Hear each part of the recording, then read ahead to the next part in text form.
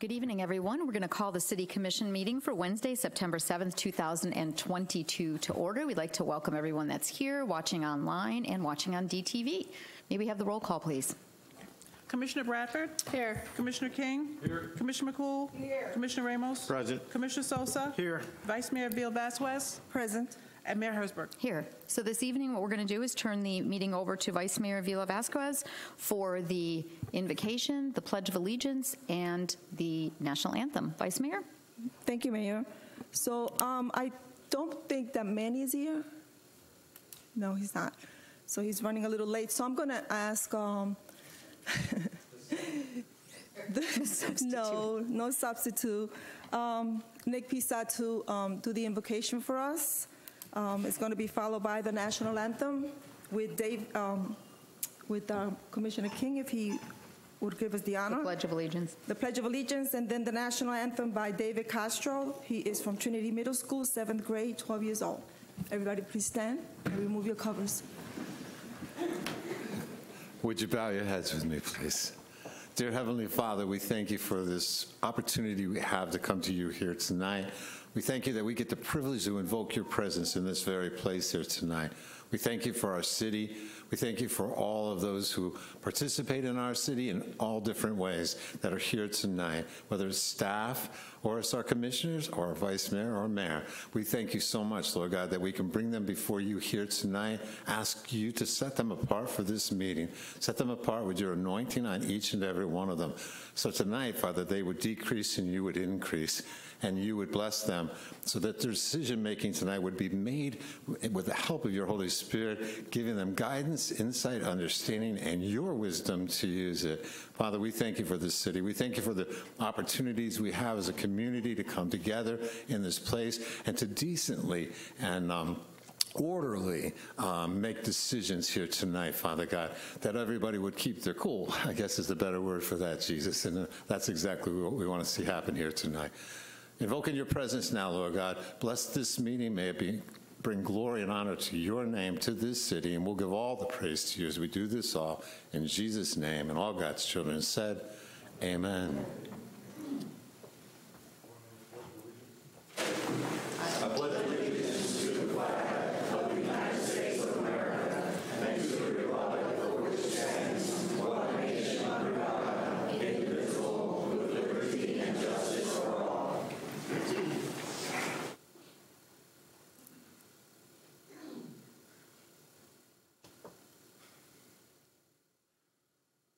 Oh, say, can you see by the dawn's early light what so proudly we held at the twilight's last gleaming, whose broad stripes and bright stars through the perilous fight o'er the ramparts we watched were so gallantly streaming, and the rocket's red glare, the bombs bursting in air, gave proof through the night that our flag was still there.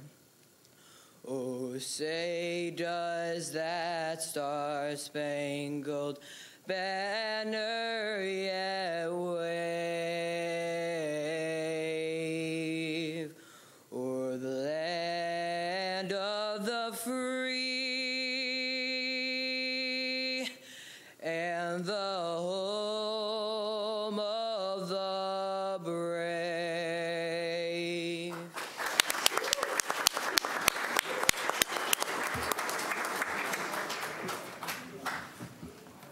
That was amazing, as always. Thank you, David.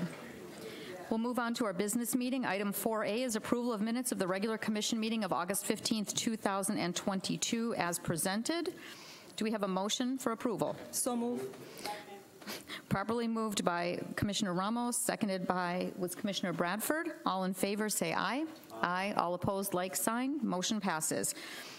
Beginning with our fun part of the evening, presentations, awards, and reports, we have two on the agenda today. The first is a proclamation for Hispanic Heritage Month, September 15th through October 15th, 2022. Vice Mayor, are you doing that? Yep. We don't have a recipient for it, so I'm going to do it from up here. Whereas National Hispanic Heritage Month, known as Mes de la Herencia Hispana, is celebrated nationwide from September 15 through October 15 each year. And whereas the observation started in 1968 as Hispanic Heritage Week and was expanded to a month by President Ronald Reagan in 1988, at which it is celebrated today. And whereas Hispanic Heritage Month reflects on the history of a people who were part of this land long before the birth of the United States. And whereas the Hispanics were among the earliest European settlers in the New World, and Hispanics as a people, like their many cultures, share a rich history and a great diversity. And whereas Hispanics have had the profound and positive influence on our country through their strong commitment to family, faith, hard work, and service. They have enhanced and shaped our national character with centuries-old traditions that reflect the multi-ethnic and multicultural customs of their community. Now, therefore, we, the mayor and commissioners of the city of Deltona, Florida, do hereby proclaim September 15 through October 15, 2022 as Hispanic Heritage Month, and call upon public officials, educators, librarians, and residents of Deltona to observe this month with appropriate ceremonies, activities, and programs under this year's theme, Unidos, Inclusivity for a Stronger Nation, executed the 7th day of September 2022. Thank you. And next on the agenda is another proclamation. This one is going to be done by Commissioner McCool. This is proclamation in honor of 9/11, honoring those who we lost and everyone who was affected by the tragic event.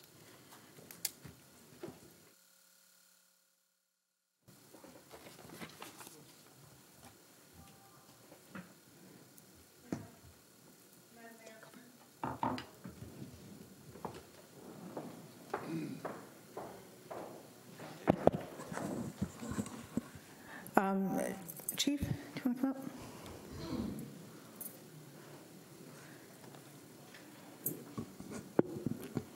Thank you.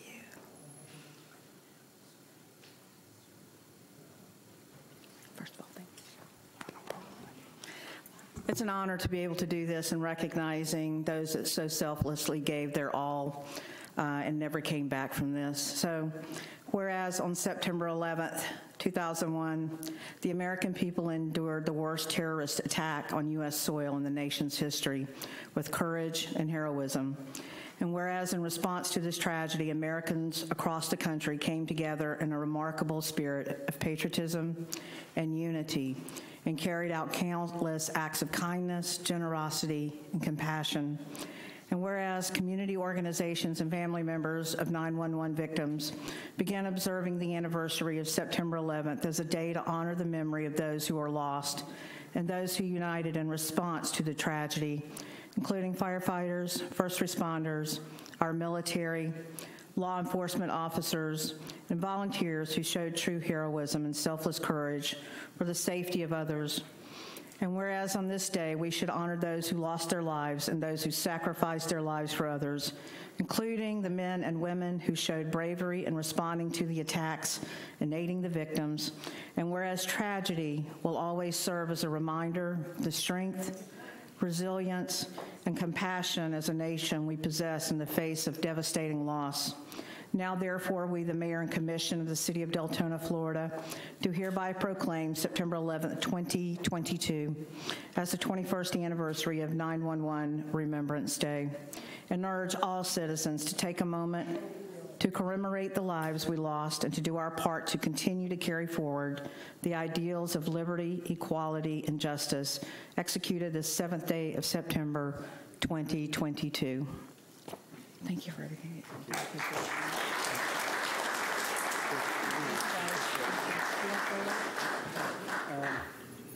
Now, I'd just like to say thank you to the city for doing this and recognizing this event. It was a horrific event, and probably the worst event on our soil in our history, rivaling Pearl Harbor. So 343 firefighters lost their lives that day. Countless military and police officers also lost their lives responding into that call. People that were both on duty and off duty that came to help.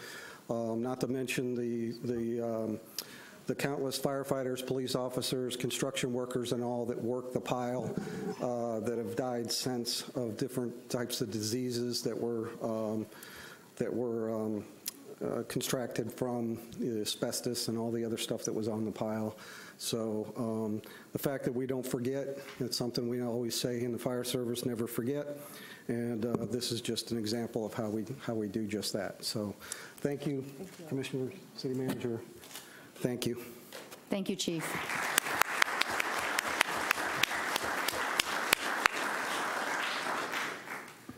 Okay.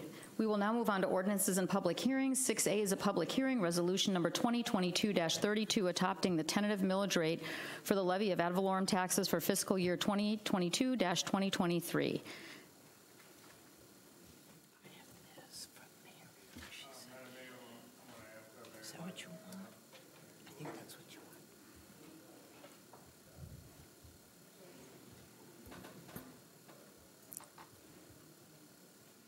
So, Commissioners and ladies and gentlemen, we have a resolution to have first reading on the tentative millage rate for the levy of ad valorem taxes for 22-23.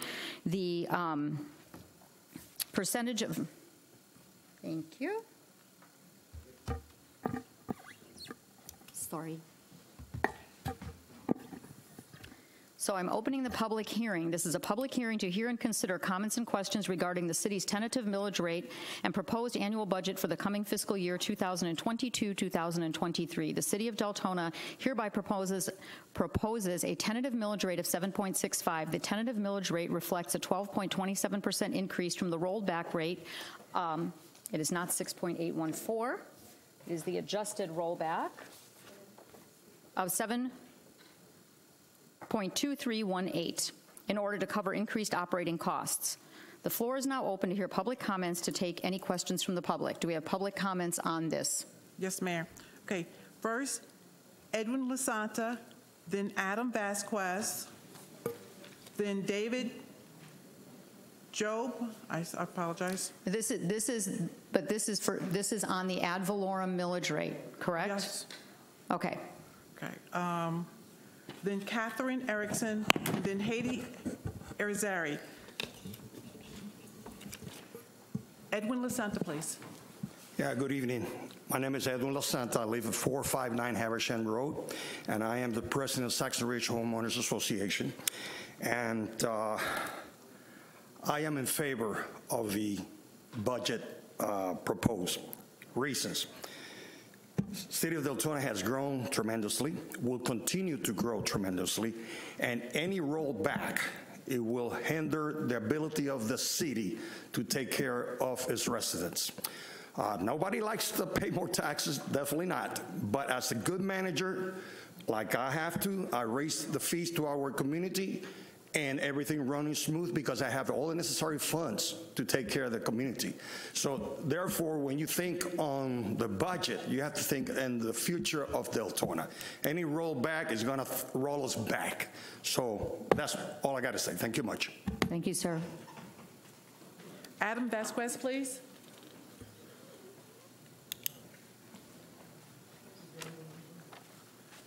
Good evening, Adam Vasquez, 707 Cloverleaf Boulevard. I'm actually the president for Twin Lakes HOA. So I'm up here tonight to talk to you all a little bit about some of the proposed taxes on here. For some of you that don't know, Twin Lakes is the only gated community in Deltona. We are considered a private community. Because of that, we need to maintain some things in our community like drainage and road infrastructure. We're starting to get a good understanding of what it looks like to maintain stormwater management. Recently, we had to pay $10,000 to clean the drains in our community. That's about $66.67 to each resident, but yet we pay a stormwater management tax of $128 a year. So some other things that go into maintaining a stormwater management system, every 10 years or so, you're supposed to dig out swales.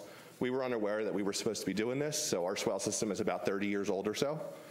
So we're starting to get an idea of some things that we're going to need to do to enhance our drainage and road infrastructure in our community. I don't think we were properly saving for that throughout the years. Now, we're going to go back to the community and request a special assessment to pay for some of these things, so I think it's bringing a lot of awareness, specifically around the stormwater management ad valorem tax. That does not come back to our community at all.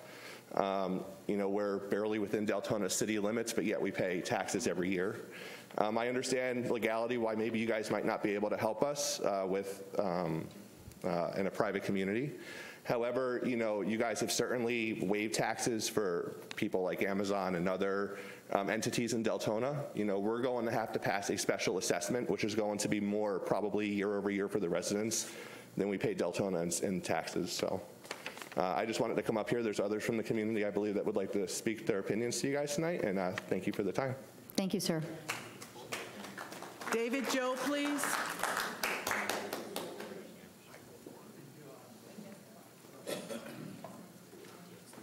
As a matter of fact, it is David Job. He did well. 643 Copper Beach Boulevard. I'm also a member of Twin Lakes and on the HOA board, and I do agree that you have to budget accordingly. You have to pinch pennies where pennies need to be pinched, and that's the realization that we are facing as an HOA now. I feel that we pay a lot of taxes to the city of Deltona and get pretty little back from them. And I agree that nobody wants to pay higher taxes. I'm one of them. But you got to do what you got to do.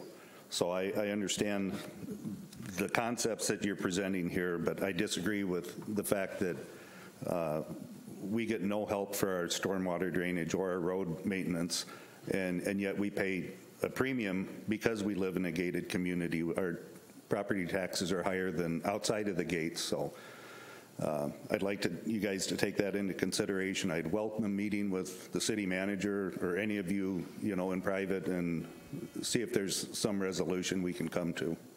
Thank you. Thank you, sir. Catherine Erickson, please.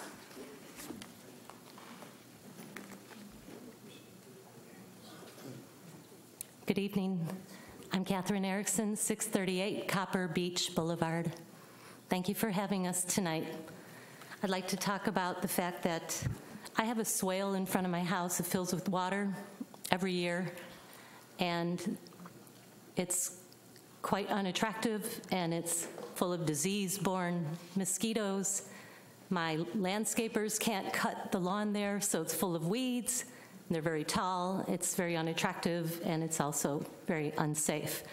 I called the city of Deltona, asked them, could you please come and take care of the swale? It just seems to all accumulate on this side, doesn't accumulate on my other neighbor's side, just kind of goes there and then it doesn't go anywhere. And I received pushback from the city. The city said, no, you're in a gated community, therefore it's up to your community to take care of it. And now I'm hearing I'm going to get a special assessment for this, which is just more money out of my pocket. And then I received my proposed tax bill saying there's a bill for stormwater improvements, drainage, and water control management. Seems to me I'm already paying for it through my property tax. Why do I have to pay a special assessment? Do you see the dilemma we're going through here, please? And I'd also like to recommend that you consider, for every one of us that's standing up here, there's about 20 other residents that can't make it to this meeting. So we have a whole community of people who all are in the same position. Thank you very much. Thank you very much. Haiti Irizarry, please.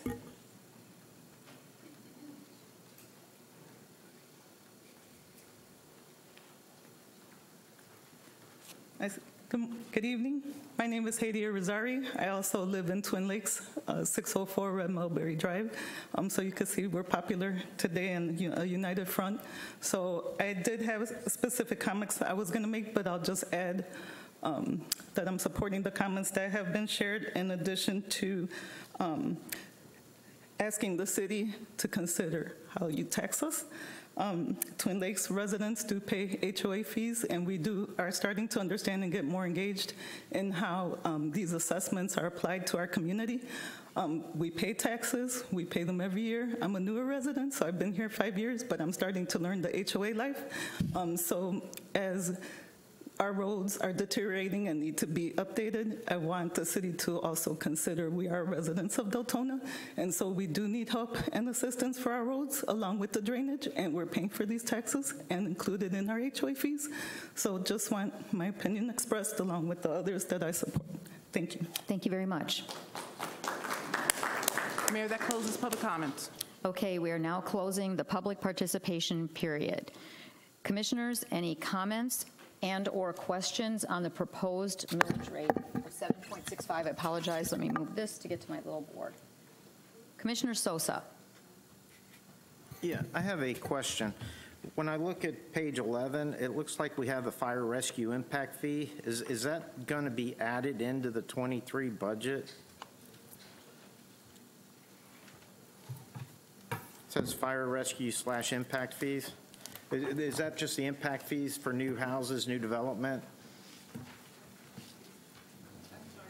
Page 11? Those are just the impact fees. It's not going to be the special assessment, correct? If I'm understanding it, yeah, that is the impact fees that are with regard to new development. Okay. Yeah. I just had a couple questions on some of the fees. I'll start with the attorney fees. We're going to see a 55% increase in attorney fees, where it's going to hit almost $1 million. And that doesn't include all the attorneys that we outsource for. How much do we outsource this year for attorneys' fees for the pension, HR issues, and other issues? Can you ask that question one more time? Because I didn't catch the beginning of it. I'm looking at the attorney's fees, and it looks, we've got a 55% increase on attorney's fees. Yes, sir. We're paying $1 million right now for our attorneys. Plus, we outsource a lot of our litigation, whether it comes to HR issues, the fire pension, and several other issues. What is the total cost that we are paying for attorney's fees? Okay. My understanding, and Mary, you probably have it right away, but it is slightly over $1 million in my understanding. I will remind you that the city attorney is currently working on an ordinance that we plan to bring to you all at the first meeting in October to do a pass-through where any development that comes in, all the attorney's fees associated with those developments, whether it be the development agreement or impact fee credit utility element, that the developer will pay that cost. So while the number seems high, once we put the pass-through ordinance in place, we anticipate at least 40% of that will be paid for by the development community. Okay. How much did we pay, or how much did the city absorb for development fees this year?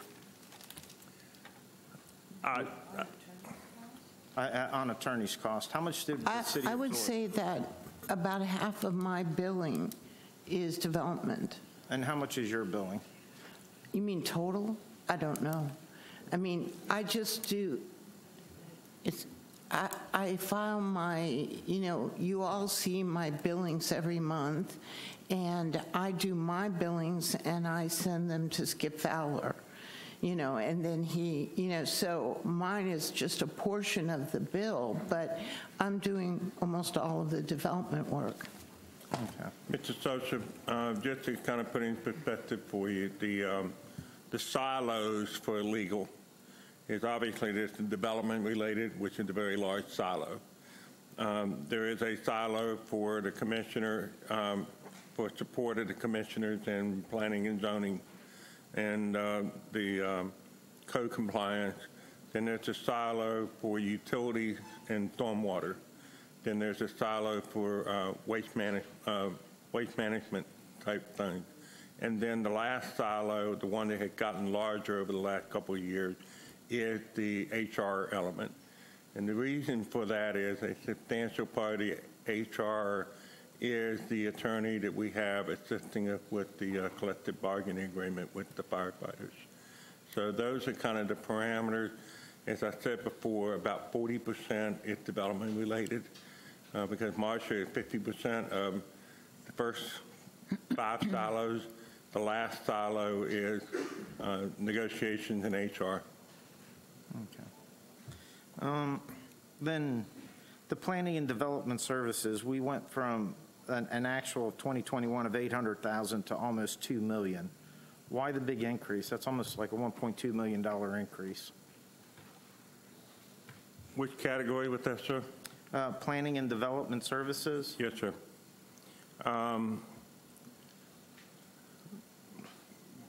Thank you, Ron.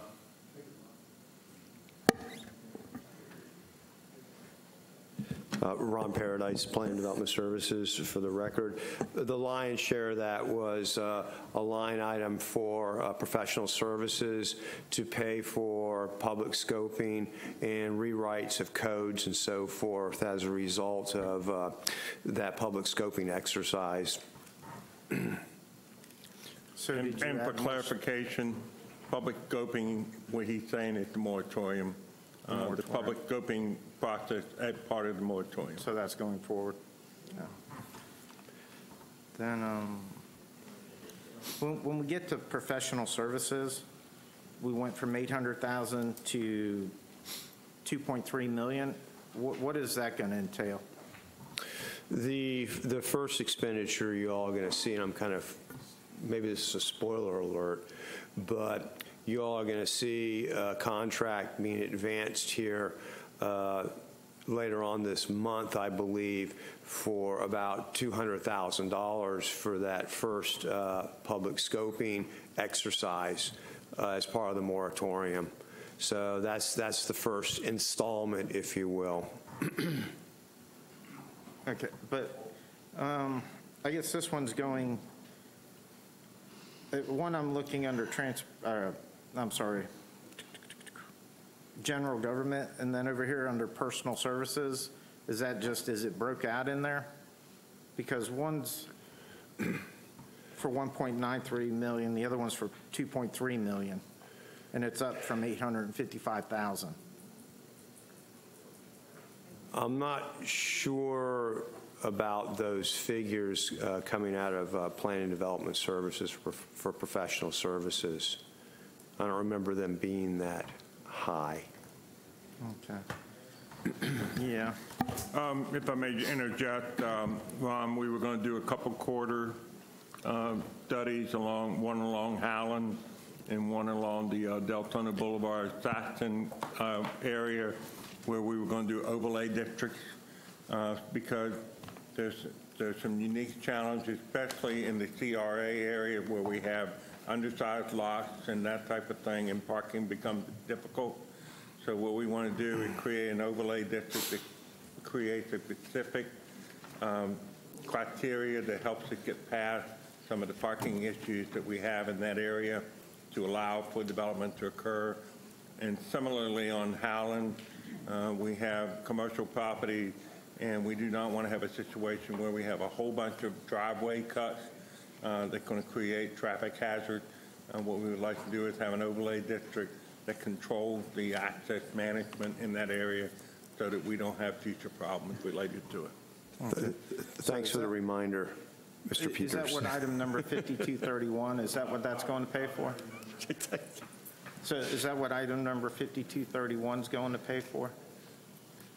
It's on page 21. Pardon me? On page 21, item number 5231. Sir, are you in the budget? Yeah. Yeah, I don't have.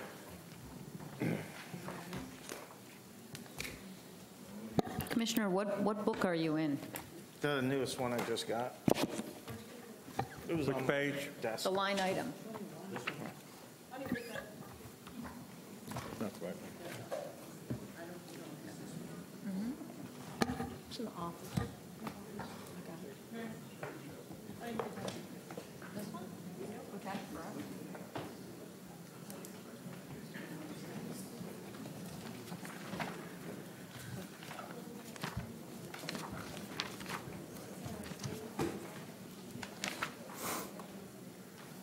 Julia's looking it up. Commissioner, which number?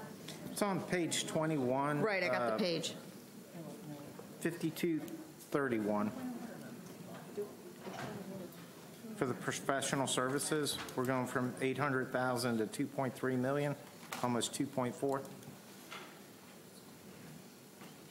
Well, 800,000 was the Actual for 2021, and then we're going up to 2.4. right, we budgeted 1.4 for this year. We actually did 1.6.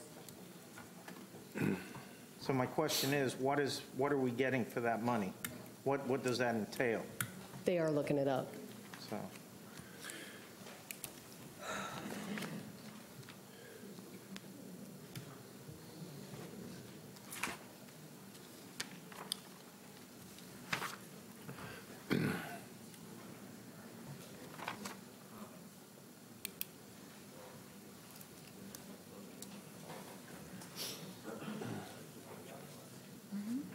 Wait, let's get the answer.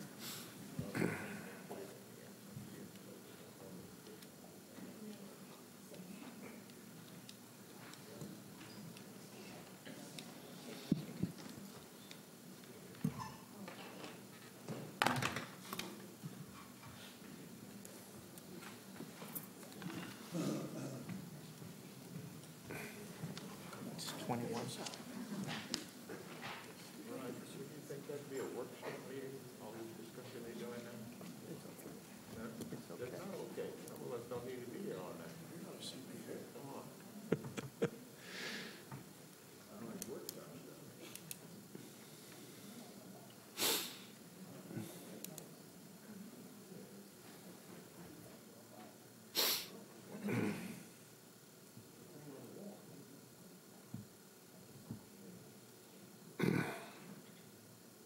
Do we have an answer yet?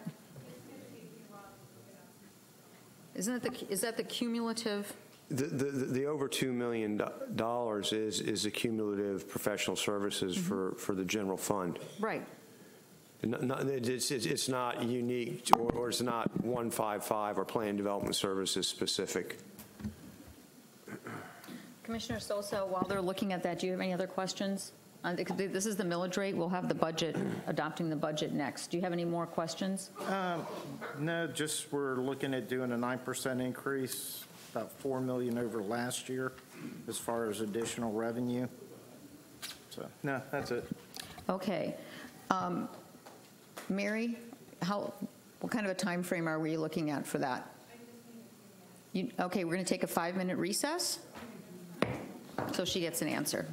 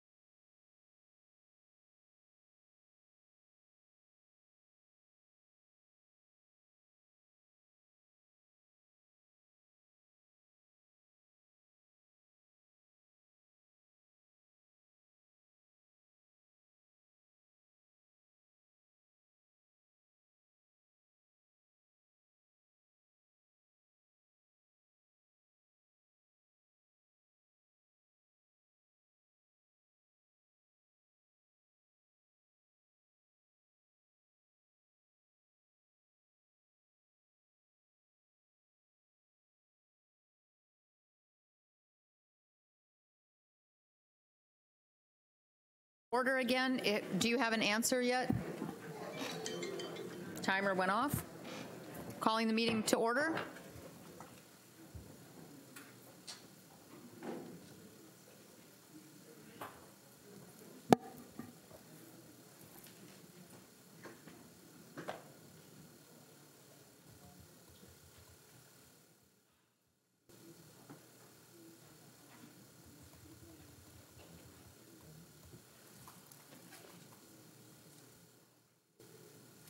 Anything? Or we take another 5 minutes? Well, we're not going to move forward with the meeting until the question is answered. Because if we move forward with the meeting and we approve a millage rate and that question's not answered, it's just going to go right into the budget talking. So we are not going any further until we have an answer to the commissioner's question. So I'm sorry, I apologize. I apologize that you have to wait and that we have to go through this, but we're not going to continue. And if we need an extra 5 minutes, we can all talk for another 5 minutes and we'll call a quick break. I think she's ready. Are you good, Mary? I'm sorry, sir? Nothing beyond an extra 5, right? Until, as long as it takes, sir.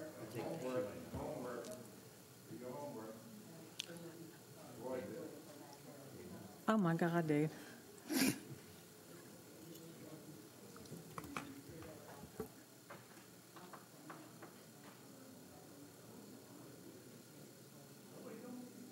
Thank you all for being patient. We appreciate it. Thank you.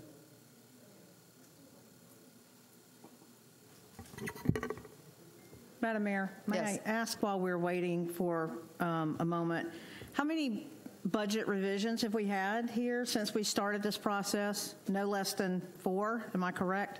No less than 4 budget revisions here. Yeah, How this many isn't our first workshops? rodeo. This is not our first rodeo sitting up here with this. We've had 4 budget hearings. Yep. 4. So you're right, Commissioner McCool.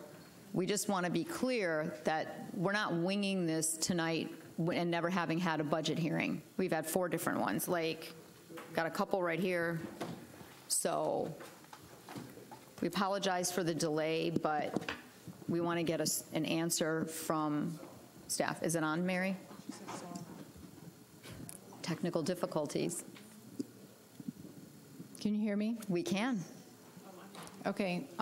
First of all, I want to explain that professional services other that Commissioner Sosa is referring to, this is for the entire general fund. So there's approximately, I'm going to say about 50 line items that comprise that amount. I don't want to go through, unless you would like me to go through every line item, I'll be happy to do that. Otherwise, I'll give you the most significant ones. What would you prefer? Let's do the most significant and begin with that. Okay, I will, anything over $100,000. Website redesign, 130. 940,000 is for Fowler, O'Quinn, Feeney, Sneed legal costs. 100,000 is for traffic counts. 400,000 is land development code review scoping. Excuse me. 100,000 is for the comprehensive plan ERA-based amendments. 100,000 is for analysis of impediments. And the rest of the items are under 130,000 from the various departments. Commissioner Sosa, are you good with that, or would you like to hear the rest? How much did you say for Fowler and Feeney? 940,000. Okay. And that's not on top of what's over here on the legal side. That's part of that? Because the city attorney on the other page has 952. So that's not in addition to, that's just part of? I'm not sure what you're referring to on the other page, but It says general fund uses by function summary. It says city attorney, 2021 actual 700,000, and then it goes budget 952,100 for this time. what page are you on? The page, he's on 20, the page prior. That is general fund uses by function summary, and the next one is general fund by classification. So it's the same, am I right? It's the same, just in a different category. That's correct. So the first page is general fund uses by function, in other words, city commission, manager, city clerks by departments. The second one is, for example, executive salaries, salaries and wages, professional services, travel and per diem, all those other things, utility services. It's just broken down from the departments. It's cumulative on this side. Am I correct? Yes. Okay, so it's not separate. There's not two different. It's the same amount. All right, thank you. Does that help you? Okay, so we are done with commission comments and questions. Not really. Oh, you're not on the board. I'm sorry. Are you? I'm stuck, but yeah, I'm on the board. Okay, go ahead, ma'am. So I want to bring up, because it is seldom that we have such a captive audience, so I just want to explain as we go along, because you cared enough to come out and you're hearing this, so there should be explanations. The way that it has been explained at the moment, as far as my clarity goes, is that we have a legal department that is just randomly racking up a bunch of legal fees. That's what it feels like, sounds like, and is shaped like. When in fact, this year, this past year, and moving forward, we've had food truck ordinances. We've had a rental ordinance, whereas we are trying to hold landlords responsible for the property in the city of Deltona.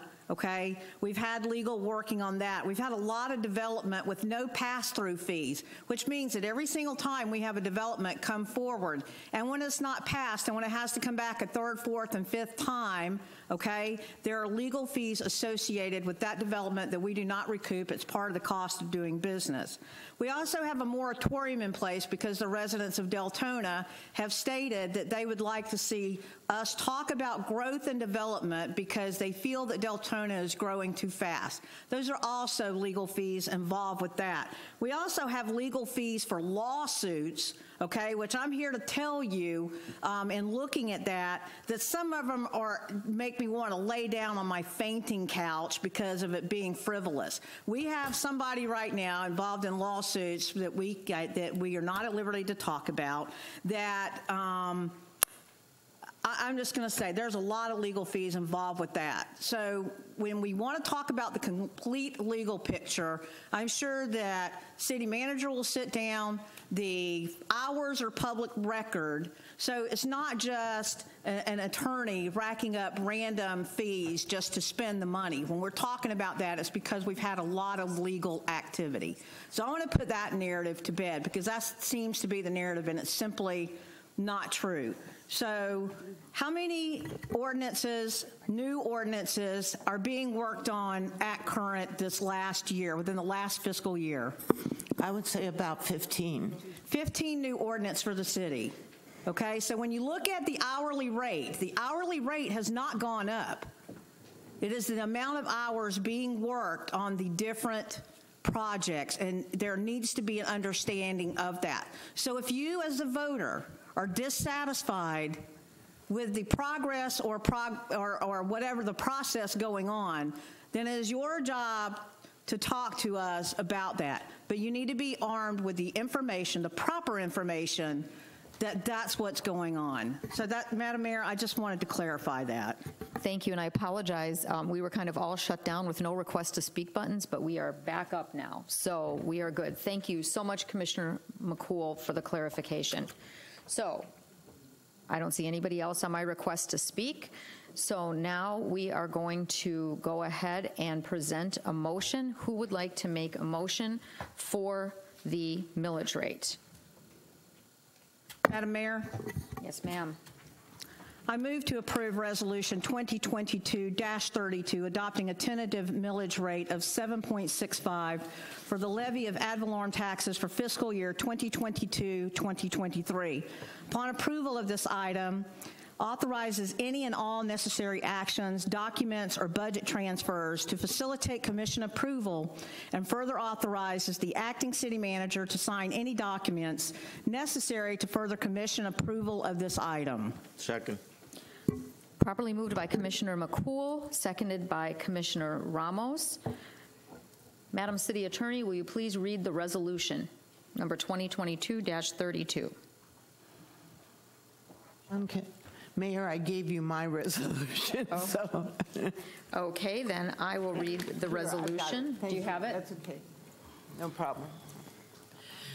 Resolution number 2022-32, a resolution of the City Commission of the City of Deltona, Florida, adopting a tentative millage rate for the 2022-2023 fiscal year, comparing tentative millage rate with the rollback rate, establishing a date, time, and place at which a public hearing will be held to adopt a final millage rate, and providing for an effective date. Okay, thank you very much. We have gone through the process now, so now we are voting on the millage rate for 7.65. May we vote, please, and then we'll continue on. Mayor, I'm going to reread the motion. Yes, please. I move to approve resolution number 2022-32, adopting a tentative millage rate of 7.65 for the levy of ad valorem taxes for fiscal year 2022-2023. Upon approval of this item, authorizes any and all necessary actions, documents, or budget transfers to facilitate commission approval, and further authorizes the acting city manager to sign any documents necessary to further commission approval of this item. Thank you. May we vote, please?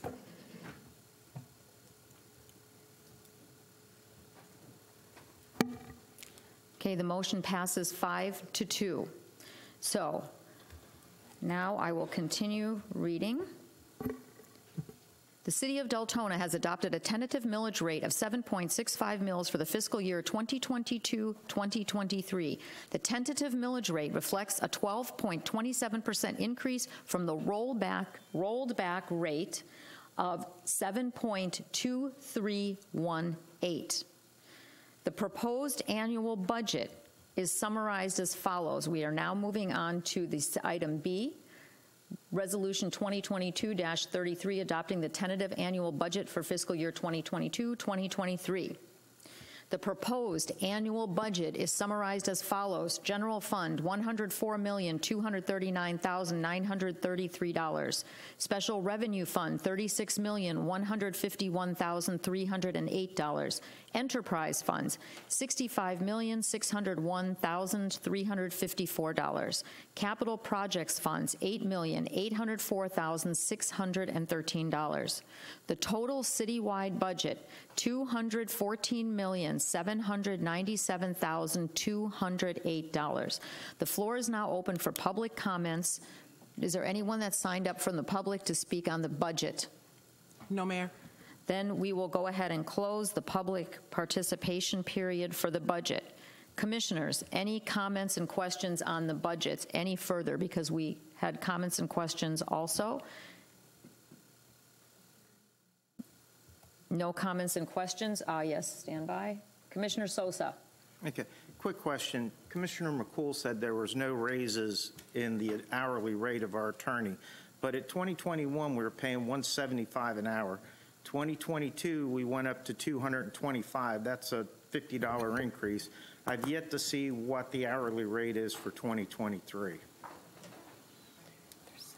It is the same rate, sir. 225? All right, thank you. Damn it. You don't have the same screen.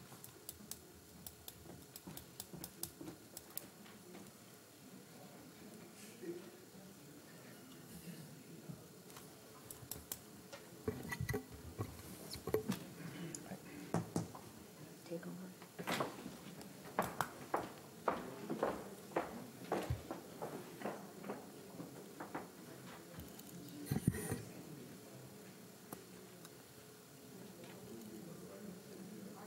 Did we leave it at the, we have any comments on this? Yes, I'm on the board. I don't know if you can see it or not.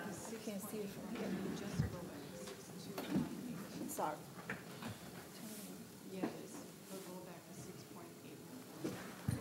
Okay, Commissioner Sosa, was that your comment?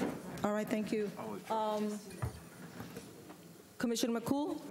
Yes, Madam Mayor, or Madam Vice Mayor, and Mr. Peters, I would like this refreshed, that the rate went up, and it was also a result of a correction from the year before, correct? Where there was a year of billing that was not charged at the properly hourly rate. It was $50 less than. Could you confirm that, sir, or could you correct me as I am teachable for being wrong if I am wrong? There was one year that the hourly rate was $175. The next year it changed to $157.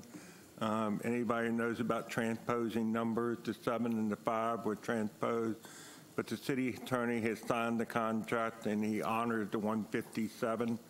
So then the next year when we went to the $225. And what was that difference in the hour, sir? In the hourly rate, yes, ma'am. Yes, sir. What would that dollar amount be in the hourly rate, sir? I'm not sure I understand the question.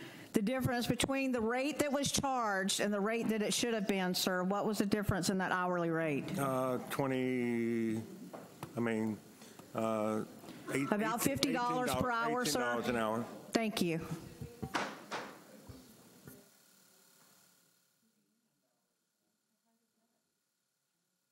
Turning the gavel back to the mayor.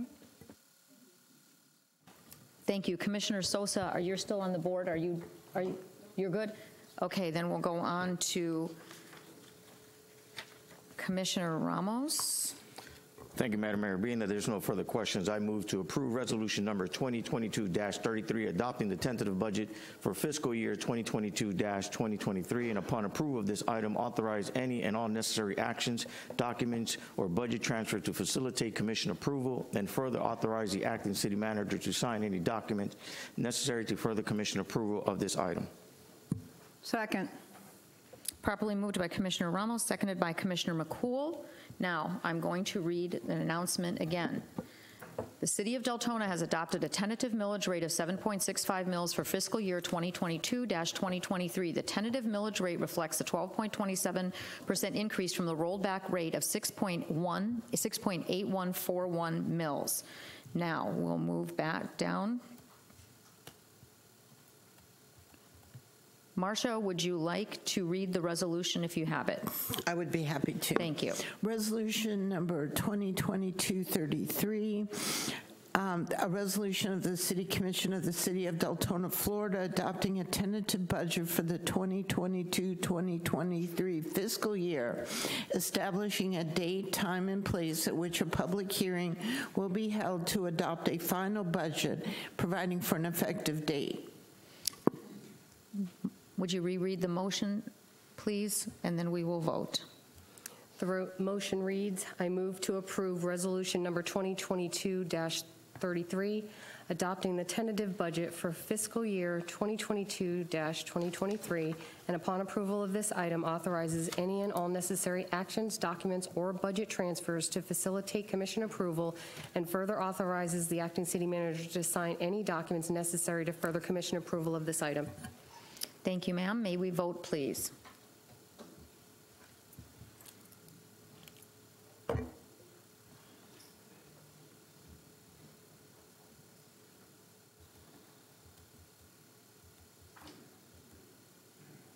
And the motion passes 5-2. Since the motion passes 5-2, I am closing the public hearing on this item. So now we will move on to item C, a public hearing, request for continuance to a time-certain date of October 3rd, 2022 for ordinance number 13-2022, Fernanda Place RPUD, major amendment to include a new plus or minus 43.55 acre phase 3 to the Fernanda Place RPUD. Mr. Paradise, you're asking for a continuance, correct? Yes, Madam Mayor. Continuance. This is the second continuance. After a public hearing on August 1st, there was a need to go back and relook at some of the elements of this project. It has been redesigned. It took longer for the information to be accumulated to effectuate that redesign, therefore asking for a continuance of this project to time certain of October 3rd, 2022. Okay, thank you, sir. Any questions, commissioners? Commissioner McCool? Hey, Ron, I want to ask a question real quick, if I may. Could you clarify, is the applicant ready to put forth any updates? I mean, because all I see is this. They have generated the information and they have submitted the designs. It just came in too late to allow for appropriate review and analysis to be advanced to the agenda for September 7th. Okay. And this has been going on since June, right? They've been trying on this development since June, right? Yeah, they've been working on this project for quite a while. Yes, ma'am. Okay, thank you, Ron. Okay, since this is a continuance, we need a motion and a second for this. If the commission so desires, either to accept or deny, for the request is for a continuance. Madam Mayor, I make a motion to continue this. Until what date, Ron? That would be October 3rd, time certain, 2022. October 3rd, 2022. Second. Okay, properly moved by Commissioner Bradford, seconded by Vice Mayor Avila Vasquez. When there is a continuance, there is no public comment. Am I correct? So we have a motion and a second for a continuance to the date of October 3rd, 2022. May we vote, please? Please reread the motion, Joyce. I'm sorry.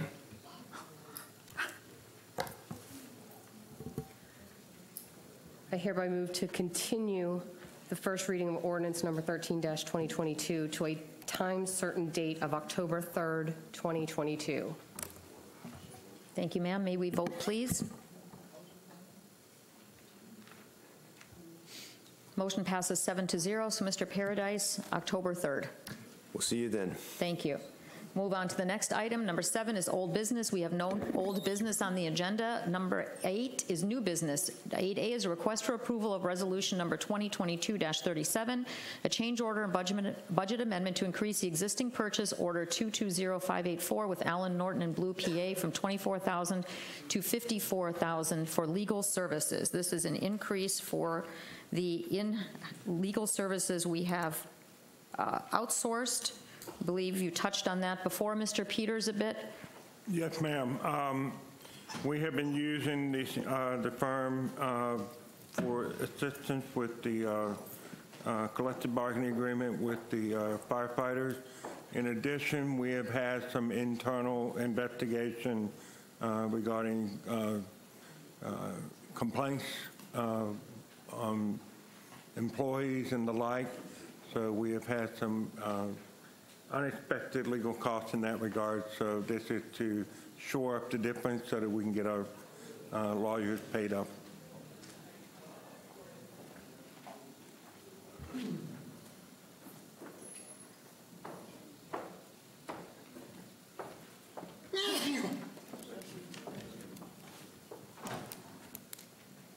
Apologies, I had to give them their laptop back, which had the script on it. Thank you. Okay, any other questions from the commission? Is there anyone from the public that signed up to speak on this item? No, Mayor. Then we'll close the public comment portion of the hearing. Commissioners, we need a motion on this item. 1 second, Mayor. Pretty sure I did.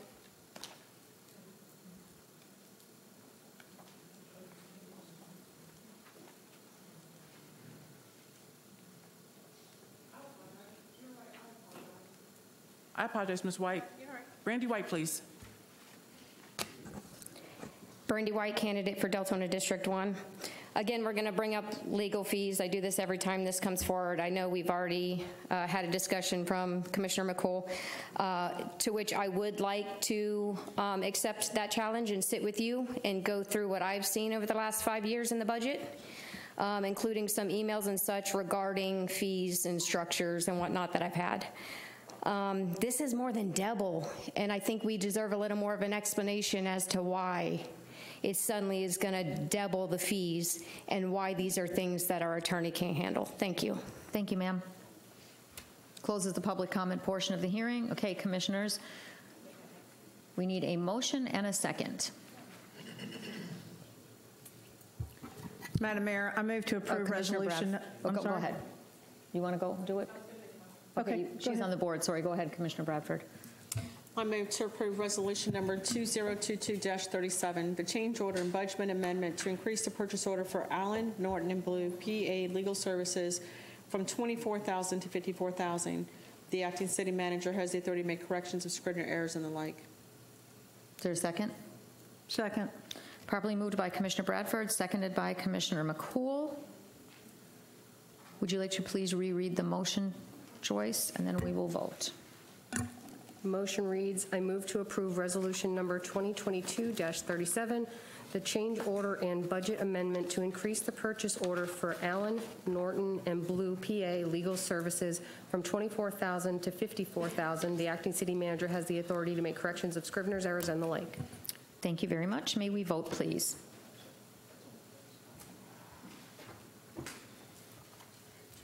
And the motion passes 7-0. Next item on the agenda is item B, a contract change order to increase existing purchase order 22084 with Halifax Humane Society from $35,000 to $48,965 for animal impound services. Mr. Paradise. Thank you, Madam Mayor. Ron Paradise, Community Services. For the record, this is a change order to add approximately $14,000 to a $35,000 contract with Halifax Humane Society. What is driving this is the city has had an exceptional amount of animal surrenders this year. For example, all of last fiscal year, we had 124 owner surrenders. As of June of this year, we've had 124 surrenders, 30 cats, 92 dogs. We had a rat and a ferret, too. And we took all of those animals in, and they were transported to Halifax Humane Society. And, you know, there's some information about some of the national trends that we're seeing here locally about people, you know, they're going back to work, they're doing other things as the pandemic has faded. And, you know, housing's been a struggle too. Some of the, you know, housing doesn't take pets and so forth, so people have had to surrender their pets. So I'll be happy to field any questions you all may have with regard to this request. Thank you, Ron. Vice Mayor, did you have a question? I do. Thank you, Mayor. Ron, how long do we keep, when we pick up animals on the street and stuff like that, how long do we keep them in our local area here in Deltona? It varies, but I'm not going to guess on the number of days. I'll have to get back to you, but it does vary, you know, somewhat depending on when we transport. Ideally, we would like to transport with a full load over there, but like I said, it varies, and I have to, you know, I'd have to provide that information to you all, how long that we hold these animals. Do we try, I know there's a Facebook page where people log on to, and it's very active. Do we follow up the city? Does the city have access to that? And do we follow up on people who post, I've lost my dog, or I found a dog or a cat or whatever, and check and see if we have it in our area? We do have a lost pet web page. That's a social media driven web page that we post on sometimes. But again, like I said, what's driving this is people surrendering their pets. All right, thank you. Commissioner Bradford? We don't have a way to say, hey, we have X, Y, Z, because I know there for a while we were looking at Orlando's, you know, taking them to the shelters and getting them away free. Is there anything we can do? I mean, I know individuals who are looking for free pets. I know a specific person who's looking for a free puppy. So, I don't know. It breaks my heart. I mean, can we come up with something creative maybe? We have no holding facility. We have a very, very weak holding facility that's really not conducive for more than a day. You get a storm, you get rain, you get any type of weather event, you can't hold those animals in there. That's correct. And so we don't have any way to hold anything here for longer than 24 hours. In an owner surrender, you sign away your rights and it becomes the property then of the entity that takes it. And unfortunately, the only open intake is Halifax. Yeah, I get that, but is there a way maybe we can, you know, have a page where they can put them on, they can put it on the page for surrender before giving it to us, giving them opportunity to put it out there available for surrender? We can certainly look at doing something along those lines. I'm not sure, like I said, I'm not sure what the ramifications of doing that would be. Well, they would be putting it themselves, so they would post it themselves for surrender before it comes to us to surrender. So maybe if they had a location that they could say, hey, I have this pet and I want to surrender it, You know, we just got to get the word out that, hey, there's a website here that people are surrendering. We can certainly look at something along those lines. Before it gets to us. Right. Give these babies a chance. It's just sad. Is there anyone from the public that signed up to speak on this item, Liz? No, Mayor. No? Then we'll close the public comment portion of the hearing. Commissioners, we need a motion and a second. And let me see who's on my board. Commissioner Bradford. I move to approve the change order to increase the purchase order for Halifax Humane Society from $35,000 to $48,965. The acting city manager has the authority to make corrections of scrivener errors and the like. Second.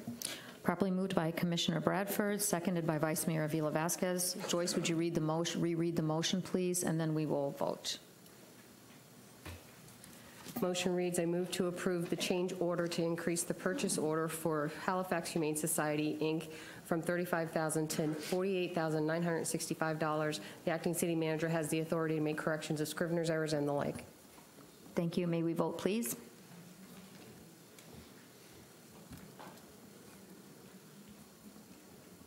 And the motion passes 7-0. Item C, request for approval of the interlocal agreement with Volusia County for provisions of municipal services to the city of Deltona. Mr. Peters?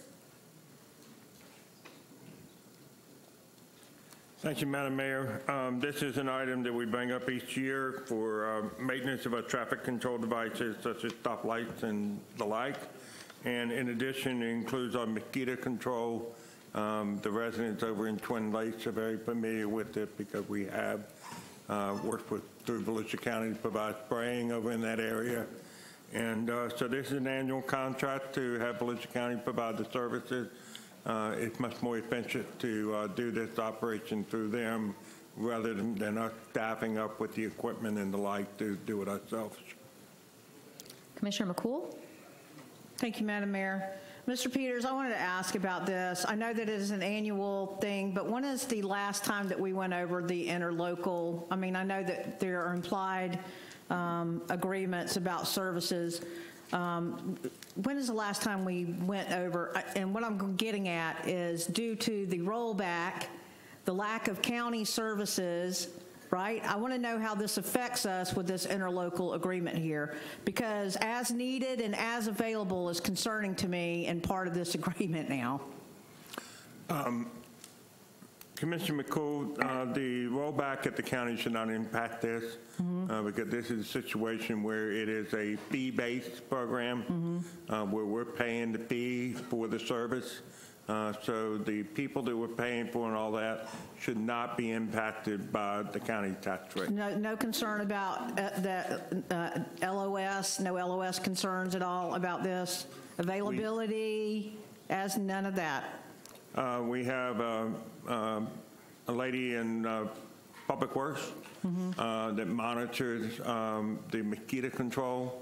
She makes sure that we're getting the kind of services that we've been getting in the past. And then we have Ms. Wallace and the folks in the Public Works Street Division who monitor and make sure that the traffic signals are taken care of. We will certainly voice our displeasure if we start to see the traffic lights going out more frequently from lack of maintenance, and we will certainly keep on top of that. Okay. Last thing is just while we're on it, and because I know that I've been contacted about this, could you clarify who residents need to get in touch with, sir, if they have a mosquito control issue, because it has come up, and who did they reach out to? The first place I would tell them to reach out to is with Sandy and Sharon in the city manager's office, and they would forward that information over to Ms. Osborne over in Deltona Water. That would be the most efficient way because we try to channel people through the city manager's office so we can monitor the responsiveness that our staff is doing when people call in with their complaints. Yes, sir. Thank you. Thank you for that clarification. Vice Mayor? Thank you, Mayor. You know, I had that, just went over such a request. And I know that we're trying to make things easy by having everyone going through Sandy and Sharon. But I think for our residents, it's easier if they go through their commissioners. And our commissioners know to go directly to the acting city manager. It's very hard for every resident to know who Sharon and Sandy are. They are our secretary. They're wonderful, very hardworking girls, ladies. But to residents, that's what we were elected for, right? To represent you. So I think that, letting them know that they can go to their commissioners is the most wise thing to say. Thank you. Thank you, ma'am. Anyone from the public sign up to speak on this item? Yes, Mayor. Adam Vasquez, please.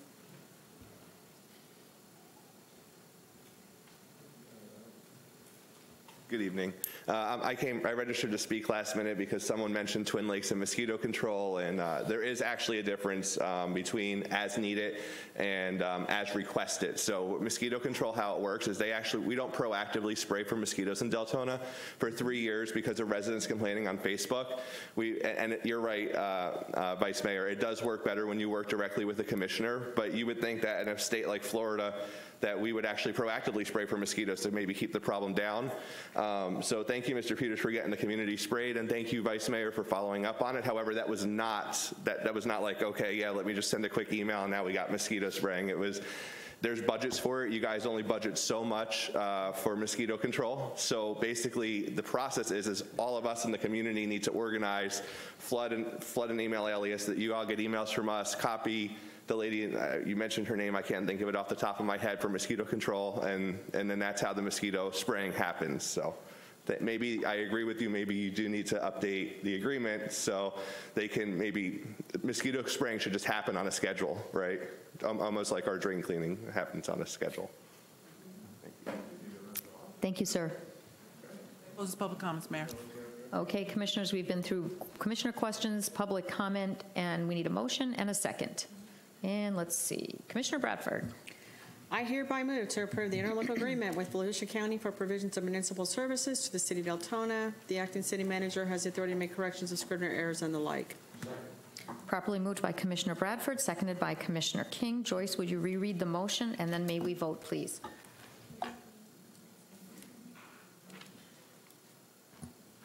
The motion reads, I hereby move to approve the interlocal agreement with Volusia County for provisions of municipal services to the city of Deltona. The acting city manager has the authority to make corrections of scrivener's errors and the like.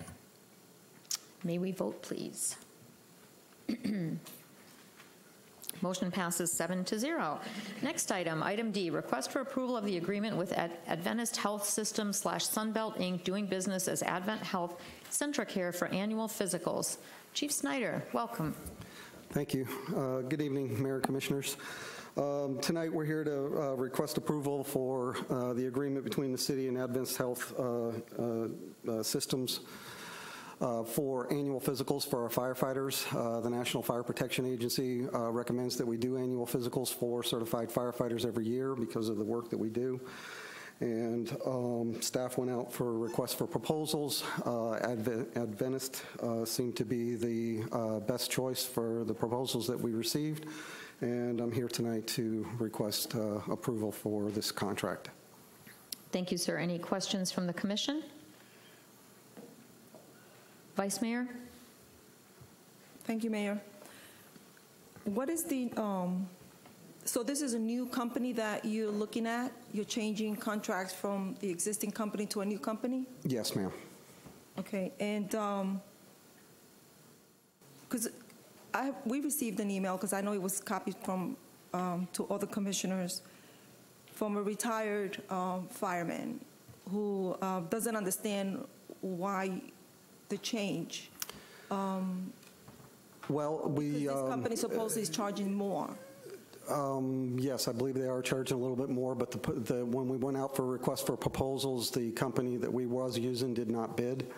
So we had two companies to choose from, Adventist and Treasure Coast Medical Associates to choose from. And the committee that was assigned to review this proposal felt that Adventist was the best choice. So the current company that you have did not put a bid in? That's correct. So then you're forced to make the change? You don't have an option to stay with the current company? Yes, ma'am. Okay, I'm just asking because, I want this gentleman to understand whatever decision is made up here. Okay. Thank you. Any other comments by the commission? Anyone from the public sign up to speak on this? No, Mayor. And we'll close the public comment portion. And Commissioner Bradford. I move to approve the Adventist Health System Sunbelt, Inc., doing business as Advent Health Center Care to provide firefighter physical and medical examinations for firefighters through the term of the contract at a total cost of $80,000. The acting city manager has the authority to make corrections of Scrivener errors and the like. Second. Properly moved by Commissioner Bradford, seconded by Commissioner McCool. Joyce, will you reread the motion and vote? Then we can vote. Motion reads, I move to approve that Advent Health System / Sunbelt, Inc., doing business as Advent Health Center Care to provide firefighter physical and medical examinations for firefighters through the term of the contract at a total cost of $80,000. The acting city manager has the authority to make corrections of Scrivener's errors and the like.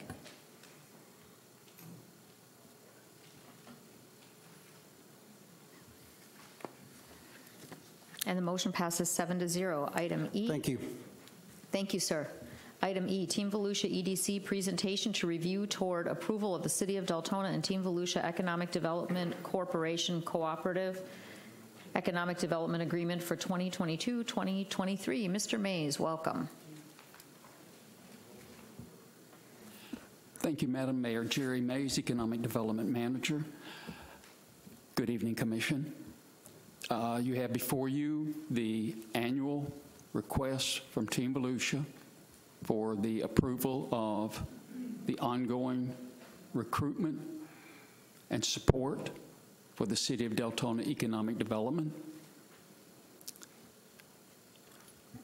Any questions, Commissioners, for Jerry? I don't see any questions. Anyone from the public sign up for this item? No, Mayor. And we'll close the public comment. Commissioner Bradford, Commissioner Ramos. I hereby make the motion to accept the Cooperative Economic Development Agreement between the City of Deltona and Team Volusia EDC for 2022-2023. The acting city manager has the authority to make corrections of Scrivener errors and the like. Second. Properly moved by Commissioner Bradford, seconded by Commissioner Ramos. Joyce, would you reread the motion, and then we can vote, please. Motion reads, I hereby make the motion to accept the Cooperative Economic Development Agreement between the City of Deltona and Team Volusia EDC for 2022-2023. The acting city manager has the authority to make corrections of Scrivener's errors and the like. Thank you.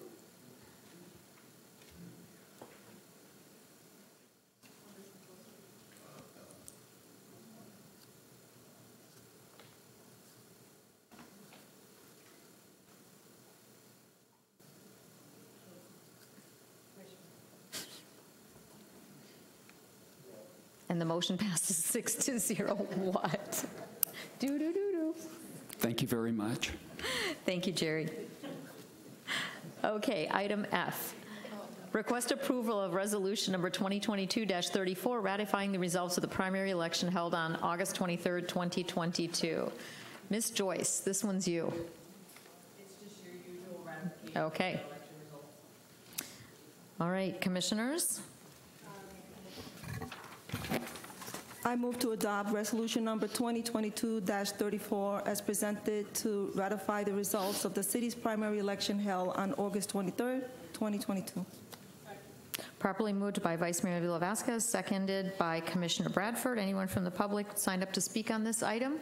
Mayor. Then we'll close the public comments. And will you please reread the motion and vote, please? Motion reads, I move to adopt resolution number 2022-34 as presented to ratify the results of the city's primary election held on August 23rd, 2022. Thank you.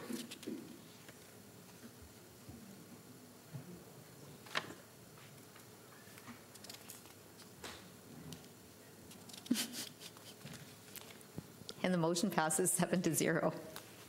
We'll move now to the public forum.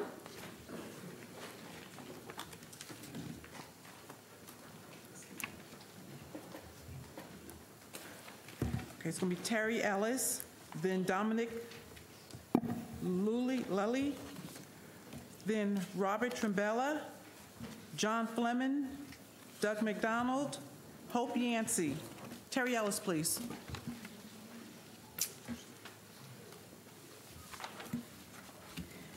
Good evening. A few weeks ago, hi everybody. A few weeks ago, I mentioned the problem that I had with Deltona Water, and within a few days, I followed the chain of command, spoke to the proper staff, and had the issue resolved. The only reason that I even talked to the commission was basically to discuss the fact that it was a policy issue, and because it was the appropriate venue for raising questions about the policy.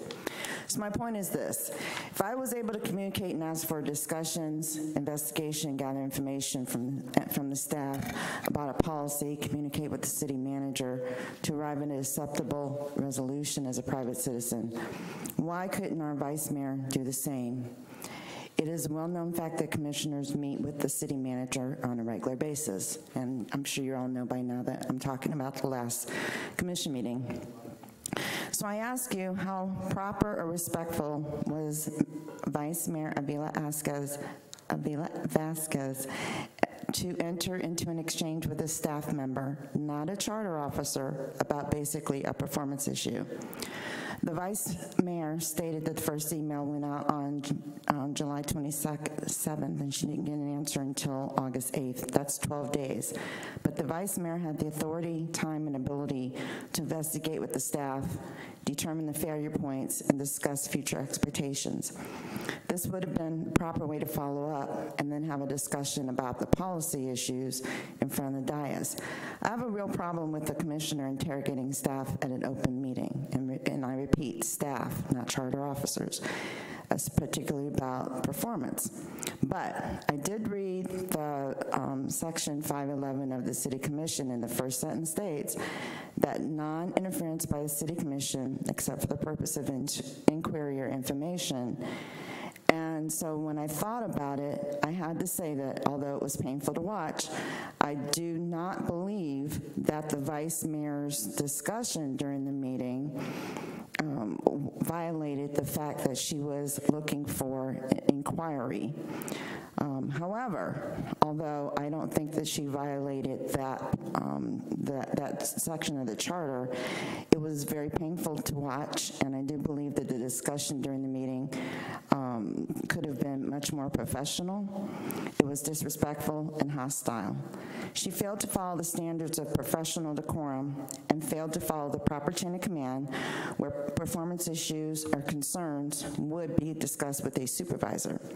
Believe me, in my professional life, I never would have interrogated a staff member in public, nor would I let another manager do that to one of my employees. I also would like to discuss the matter where the mayor asked for the policy information, because that was actually discussed during the April 4th meeting, and the vice mayor was there. It was discussed that the policy that existed was CC 99-005. So I don't understand why the vice mayor was asking for it during that night. It also bothers me that during the meeting, she explained that she wanted her name added to the invitation in order to basically satisfy sunshine law. But commissioners go to different events and talk among each other many times, and that's not a sunshine violation. The sunshine violation is only if you're discussing things that you could be voting on. So the topic of respect has been much discussed in recent years, and you know what happened, like I said, it was very unfortunate, and it reflects really poorly on the city. We've made a lot of progress, and I hope that that something like this doesn't allow us to disintegrate. Thank you. Thank you, ma'am. Dominic Lely, please.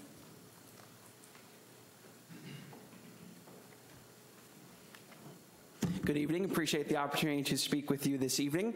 I have a few different things I wanted to discuss with you all this evening. First up, and it's good news first. There's a little bad news at the end. Good news first. I want to thank the mayor and the acting city manager for a recent meeting that we had where we discussed some issues. I know that time is very precious and every minute is a commitment, and I do appreciate your time. I just wanted to go over a few of the items that we discussed. You know, there's some not necessarily clarity regarding potential bill credits for water-only customers when there is a extreme usage, such as filling a swimming pool. So if there could be some further clarity on that, not only for myself but for others moving forward, whether or not that would only apply to sewer customers or if water-only customers could get a credit on the rate.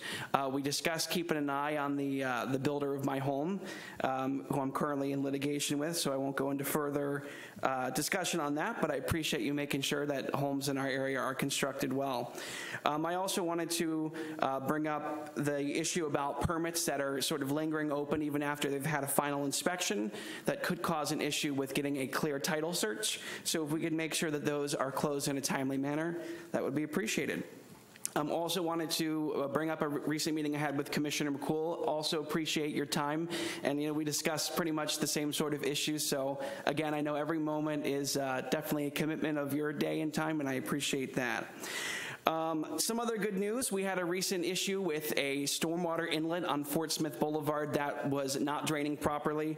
I understand there was garbage and grass and other things that were filling it that shouldn't be there, and we're preventing the road from being drained. I do appreciate the city acting fairly quickly.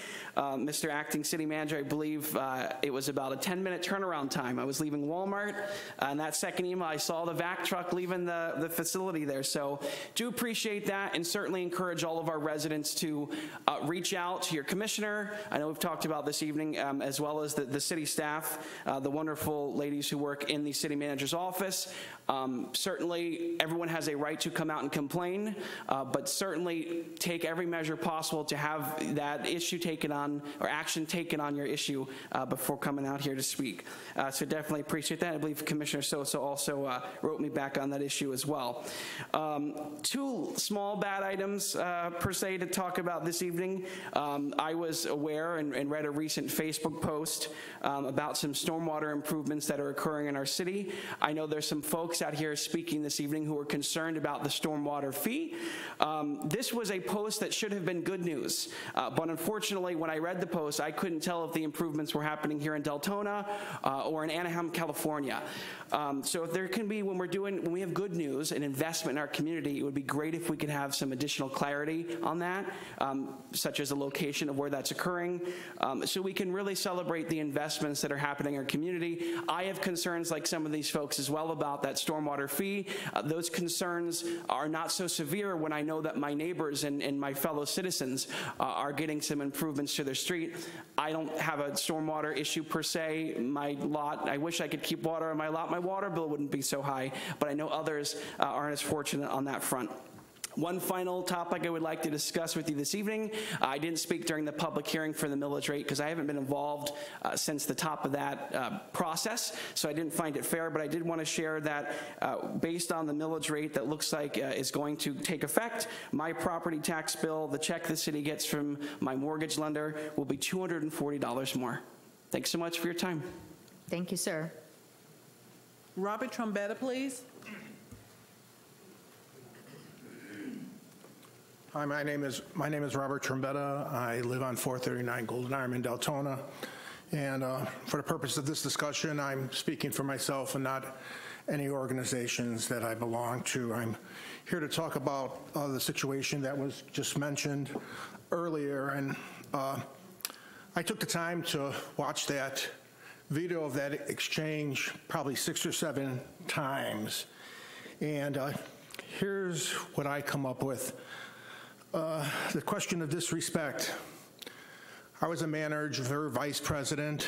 I had people that I reported to or people that I had to answer to. And if somebody sent me one email asking me for information and they didn't respond, okay. A second email, it starts to get questioned. A third email, I consider that disrespectful. Not responding in a timely manner is disrespectful. Not taking the time to say, we're looking into the matter, there are some issues, come on in and let's talk about it. Not doing that is disrespectful.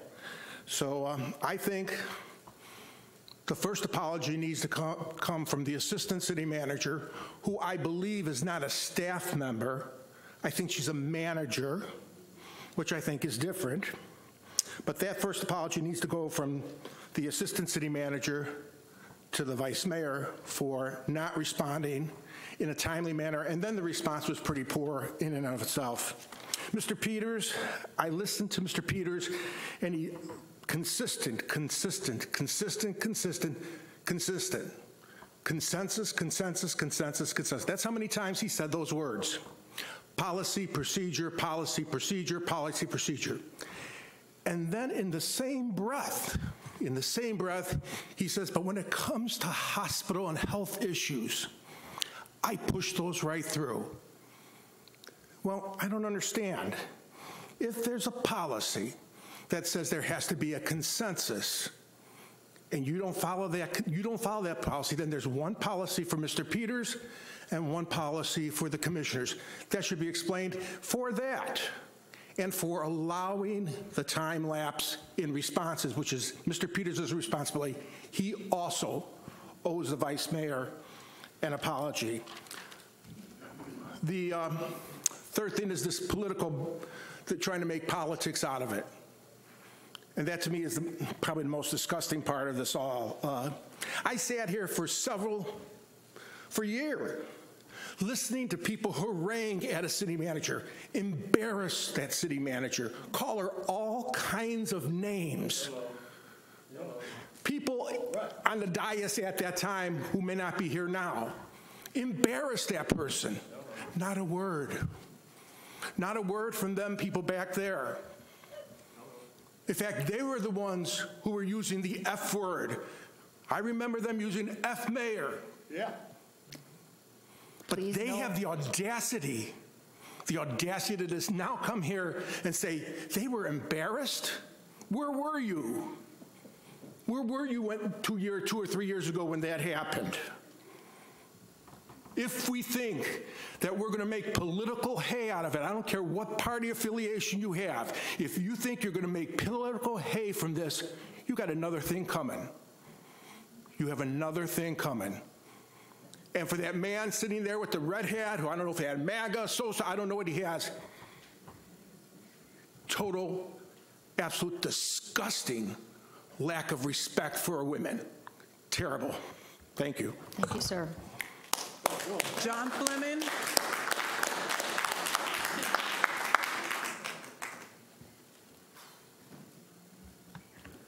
Good evening, Mayor, Commissioners. Thanks for having us tonight. John Fleming, Local 2913, Vice President. Just coming to talk to you. They've got a couple issues to go over. First of all, disclose any biases. Yeah, we have a couple things going through arbitration. We have contract negotiations going on. So if anybody wants to discredit anything, there's a couple tickets for you. Another thing, I prepared a couple comments, and I wanted to be precise because it's important. With that being said, as you listen to me, I want you to think, should I believe it? Can I believe it? Or is it true? So, without any further ado, I'm coming to you tonight just to highlight that there's a severe disconnect between the senior administrative staff of the city and the commission, that there's been serious lack in open communication and transparency between administrative staff of the city and their agenda and their communication of that agenda to the commission. In the past 12 years, the union has established a very transparent form of negotiations with no smoke and mirrors and upfront communication on issues that needed to be addressed. The staff has taken it to a new level to push agendas both personal and otherwise.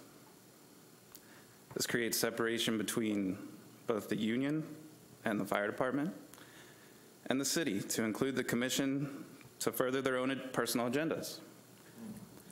It is clear to the union that this city manager and assistant city manager feel they are above everyone else that they deal with.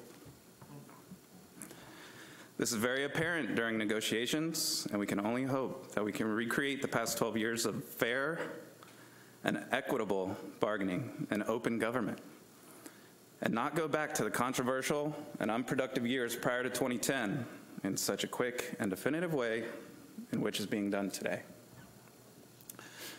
The city manager has chosen to push agendas by providing public information requests on individuals and restricting public information requests in a timely manner to those that are trying to address problems openly and transparently. We applaud the Commission for becoming more involved, and we hope that you will step in and understand the consequences of the actions that are being taken every day to the citizens and employees of this city. Before I forget, just as an example, I don't know if you remember this packet about fire-based transport revenues. You know, I sent per the city manager, the city finance director is obligated by a fiduciary responsibility. I asked her to reevaluate the packet. I said, could you look at it through a different lens? Give it to me money in, money out. Very simple. We totally understand assets, liabilities, all the spreadsheet stuff. We get it. And it can be misleading at times. So we just wanted a simple breakdown. And this was the response. I reviewed the medical transports per your request with a few minor exceptions, minor. The revenues and expenditures reported on that packet have all been sourced to Munis, the City of Deltona's accounting software application. The method of allocating expenses to full-time equivalent employees is reasonable, in my opinion. That leaves a lot unsaid. It's extremely vague, and it's unacceptable, in our opinion. So, respectfully, thank you. Thank you, sir. Thank you, sir. Doug McDonald, please. Doug McDonald. Good evening. Doug McDonald, 1494 Surrey Run Court here in Deltona. I wanted to speak to you tonight, to the city and to everyone here about the upcoming vote for the city manager's position. A 25-mile limit is what I'm referring to here. So as I speak to you tonight, those who would vote no on in the coming election, that would be an idea to continue the current position, which means that the city manager would have to live within the city. And I now read that another proposal on the agenda would be extend that out to a 25-mile limit, which would mean that the city manager could live within the 25-mile limit of the city and would not be required to live in the city. So that 25-mile limit would include Osteen, Orange City, DeBerry, and DeLand. Other than that, it would not include anybody. So this document that we're voting on coming up will be the most important vote for the residents here in the city since it became a city in 1996. It's very important. I will say this, other than Mr. Peters, who, by the way, didn't undergo a national search, he was already an employee of the city when he got the job. Other than him, there's no other potential city manager living within a 25-mile limit. So let's consider that. And if we want the best for this city, which we all do, we would have to, if something should happen to Mr. Peters and he's no longer here, we would conduct a nationwide search. And that person would be bound by whatever the vote is when it comes up. So, as an example, we have city manager of Daytona Beach lives in the city. City manager of Land lives in the city. City manager of Orange City all live within the city. My position is that will not work in Deltona. Unfortunately, it will not. And the reason is that the demographics in this city are not the same as we find in other cities in this county. So that if you do have a candidate coming in, to say that he must live within the city is beyond approach. It's impossible. And to back up what I'm saying, many years ago, Mayor Mulder was in here. We had a man come in to be the city attorney. This was before we had this attorney. And his wife insisted they would not ever live in Deltona. He was hired. That was the end of him. He didn't have a job. He left. So we lose people, in my example, because of that rule. So and finally, let me say this. If the residents do vote no, which is a strong possibility to keep the charter the way it is, the city commission, you all are going to have three choices. Number one, you have to fire Mr. Peters. Nobody wants to see that. Number two, you can allow him to continue on in his current status to remain here. That's a possibility. And number three, if you do that, you would run the risk of Mr. Peters either resigning, since he's really not the city manager, or some resident could file a lawsuit against the commission for operating the city in violation of a city charter. So I don't think this is a good proposal that we have here in front of us to vote on, and I've tried to outline the positions and hope we come up with a good solution, what's best for the city. Thank you. Thank you, sir. Hope Yancey, and then Michael Williams, then Dana Dunmeyer, then Uralis Navis, then Leela, and then Jody Lee. Hope Yancey, please. Hope Yancey. Michael Williams, please.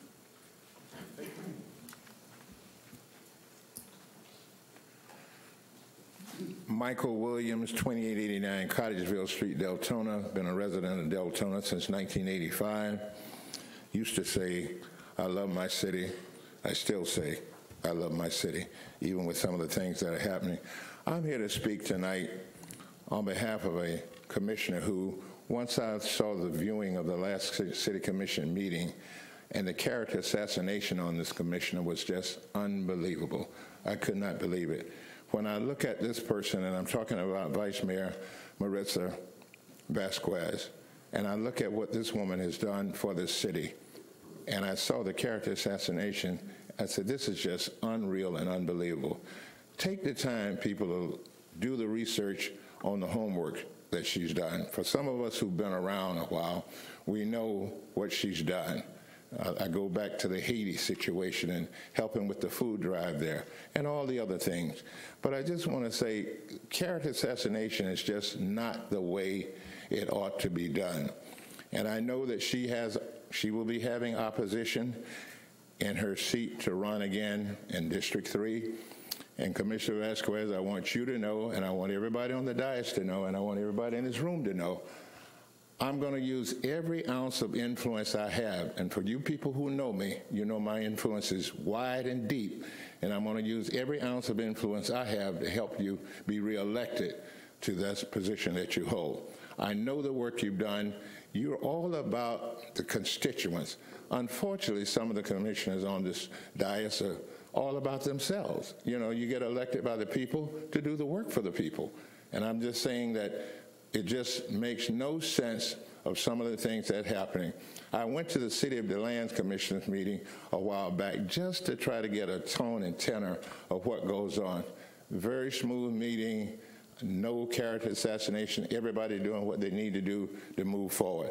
And this is what I am hoping that we'll continue to do here, move forward. I know we're going to be seeing some new people in some new seats.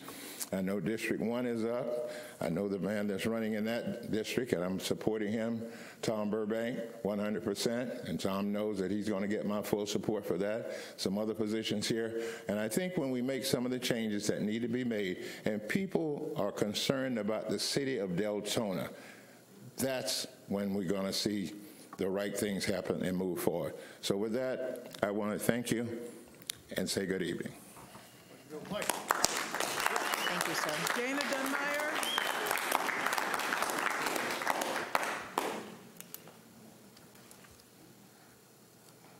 Hi, I'm Dana Dunmeyer. I'm president of the Democratic Club of Southwest Fallujah County, which includes Deltona.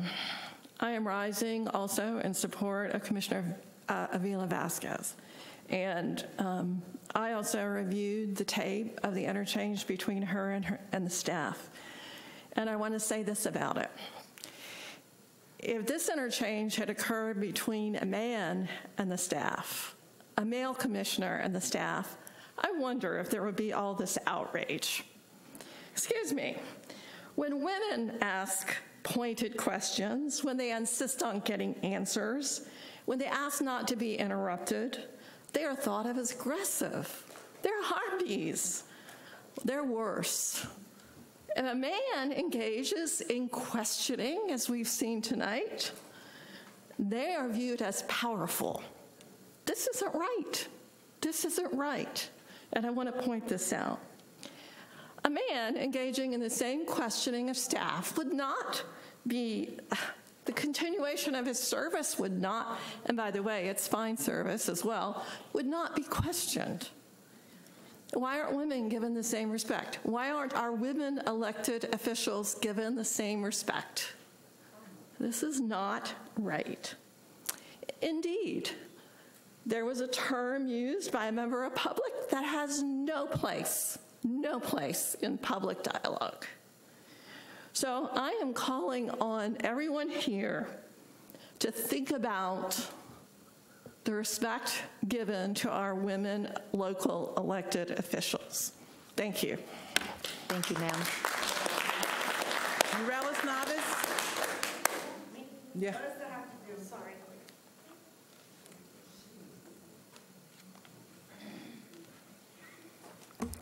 Hello, good night, everybody. Well, let's not make this political, but Ms. Sevilla Vasquez was endorsed by the fire department, so let's just not make that political. I brought that up a couple of years ago. It should be a separation, but, you know, here we are again. I was not going to say that, but I had to. My comment tonight is protected by the Constitution of the United States, the Constitution of Florida, the Florida Statute 286.1, and the Sunshine Law. So I please do not want to be interrupted. On August 15, we saw Ms. Sevilla Vasquez belittle and disrespected our acting city manager and our deputy city manager just because of an email or whatever, you know? The funny part of all of this is that that was done in front of all of you guys, all the commission, the mayor, the public, all of the head department, Mr. Peters, and our city manager. All of that happened. Nobody said a word. Just over an event. I cannot imagine if it's something else, because I don't want to be there. Ms. Sevilla Vasquez had the tantrum of her life. I thought it was a 2-year-old. It didn't represent the behavior that we want from our city. We all want to be treated respectfully. The funny thing to me is that I went to a meet and greet with Ms. Vasquez, and to my surprise, Ms. Hesber and Mr. Ramos were there. So there was a tantrum going on in these chambers because the meetings under the Sunshine Law had to be put on the city website and whatever this and that, so everybody can be. But Ms. Vasquez had a meet and greet with 2 other commissioners present. There's nothing in here from the city of Deltona that was part of the city, nothing. And I would like to put this on the record. Also, in that meeting, Ms. Vasquez was talking about the CRA, which is protected under Sunshine Law as part of city businesses, where she said, and pat herself on the back, that I was part of this board, and we are talking about getting new sewer from Finland and the sewer from Publix. That is part of this. Ms. Haiti was there. That is city business. So if anybody wants to know, this is the Florida Sunshine Law. You can print it. It cost me $20 to print this and sit down and read it. Because I think none of you sit and read what you signed and said, I'm going to uphold the Constitution of the United States, the Constitution of Florida, and the Sunshine Law. Ms. Vasquez, there's nothing in here saying that you cannot be in the same meeting if it's not by the city. What does says, and I want to point that out, because I am sending this, all the emails and everything to the state attorney. Thank you, Mr. Peter, for pointing me out to where I need to send this, because in here says that community forums supported by a private organization, quote unquote candidate night, they are protected under the Florida Sunshine Law because there's no discussion of the meeting. But having a meeting where a commissioner talks about and pat themselves on the back, the CIA. Thank you, ma'am. Leela? Thank you, ma'am.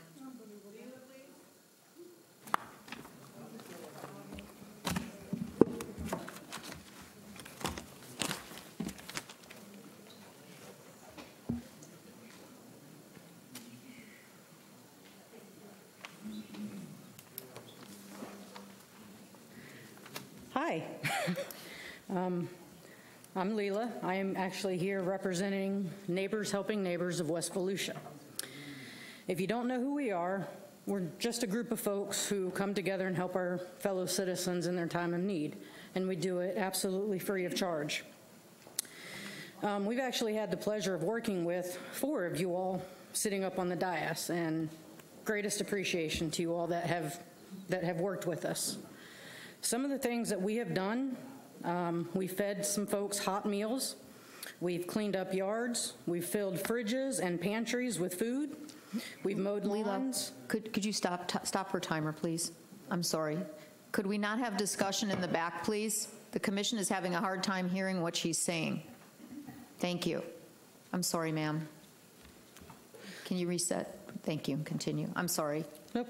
We couldn't hear. We've cut down trees, cleaned up yards. We even went so far as to buy a car for a member of our community. Conservatively speaking, I would say that we've helped hundreds of people. I mean, that's very conservative. I'm sure the number's a lot higher than that.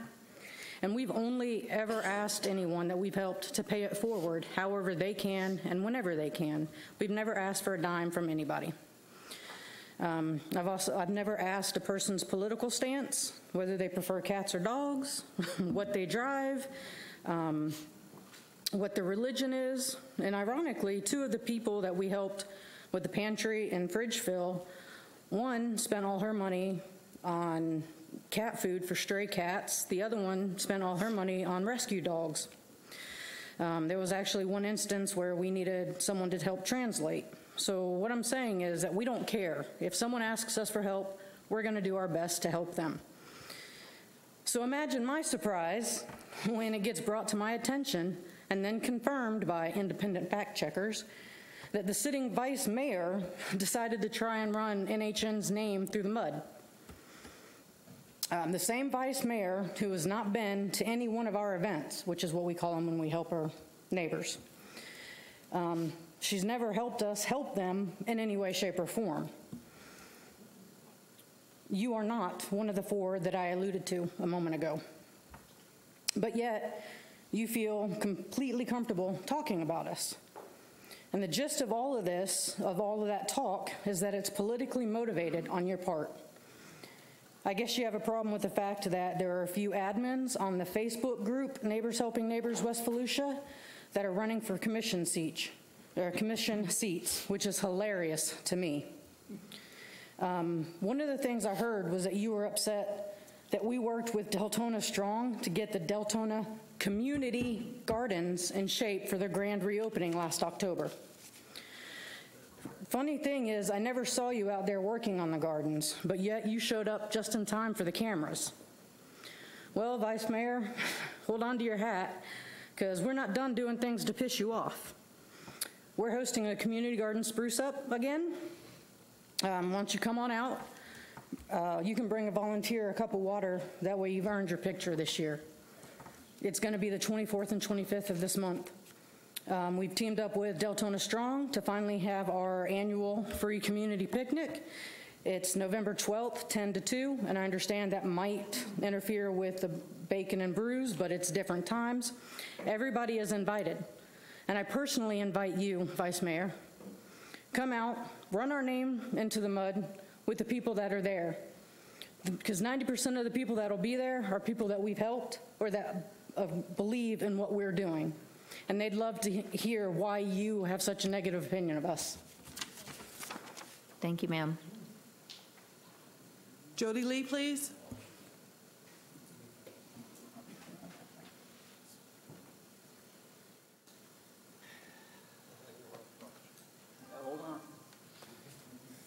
How you doing? Jody Lee, 777 Cortland Boulevard, Deltona, Florida. Let's see, I'm on a planning and zoning board and running for city commission. I'm not trying to campaign here. You know, so I understand a lot of people here upset because Vice Mayor said something that made you upset. Well, hold on, because I'm going to say a whole bunch of shit that's going to make people upset, especially once I get elected. Sorry, Miss Mayor. But guess what? Who cares? Everybody hears wrong stuff every day. Just grow up, get over the pissing and whining, and move on with life. There's much more things worse in life than worrying about that. You know, we just heard all kinds of stuff about budgets and money and stuff. Everybody's having issues with money in the city. We're not making enough. Okay, well, the residents ain't making enough either. Prices got raised. The attorney fees got raised. You know what's crazy about this? We're talking about attorney fees and everything else. We got a fire department that don't have an agreement about them saving our asses if our house is on fire. Can anybody please explain when we're talking about cats, dogs, everything else, and these guys can't get an agreement about saving somebody's life? Anybody? Nobody? Yeah, that's kind of insane. You know, all this whole thing, oh, she said something upset me, this one upset me. Who the hell cares? Who cares? I'm going to say a whole bunch of stuff's going to upset people. Her, him, every one of you, probably everyone over there. And guess what? You think you're bad at calling somebody out? Once I'm elected, if there's any dead weight in the city that gets a paycheck from the city, I'm going to call them out religiously. Because if you're not doing your job, you should be called out. And I don't care. You know who can remove me? The governor can once I'm elected. I look forward to it. Thanks. Thank you, sir. Tara D'Erico, Kathy Bryan, Tom Burbank, Albert Bryan, and Richard Bellick. Tara D'Erico, please.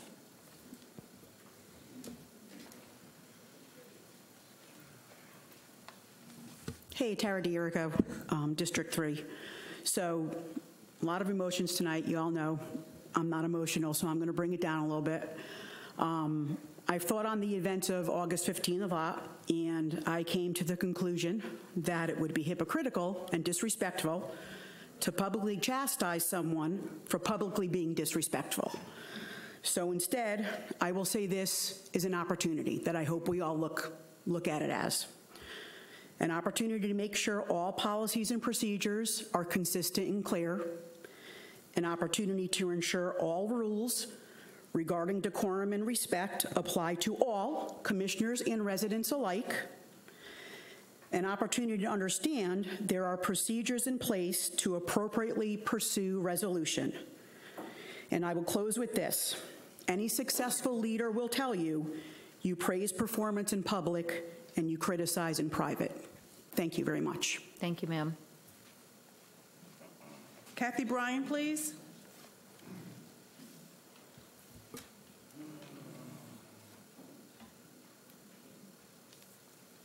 Good evening.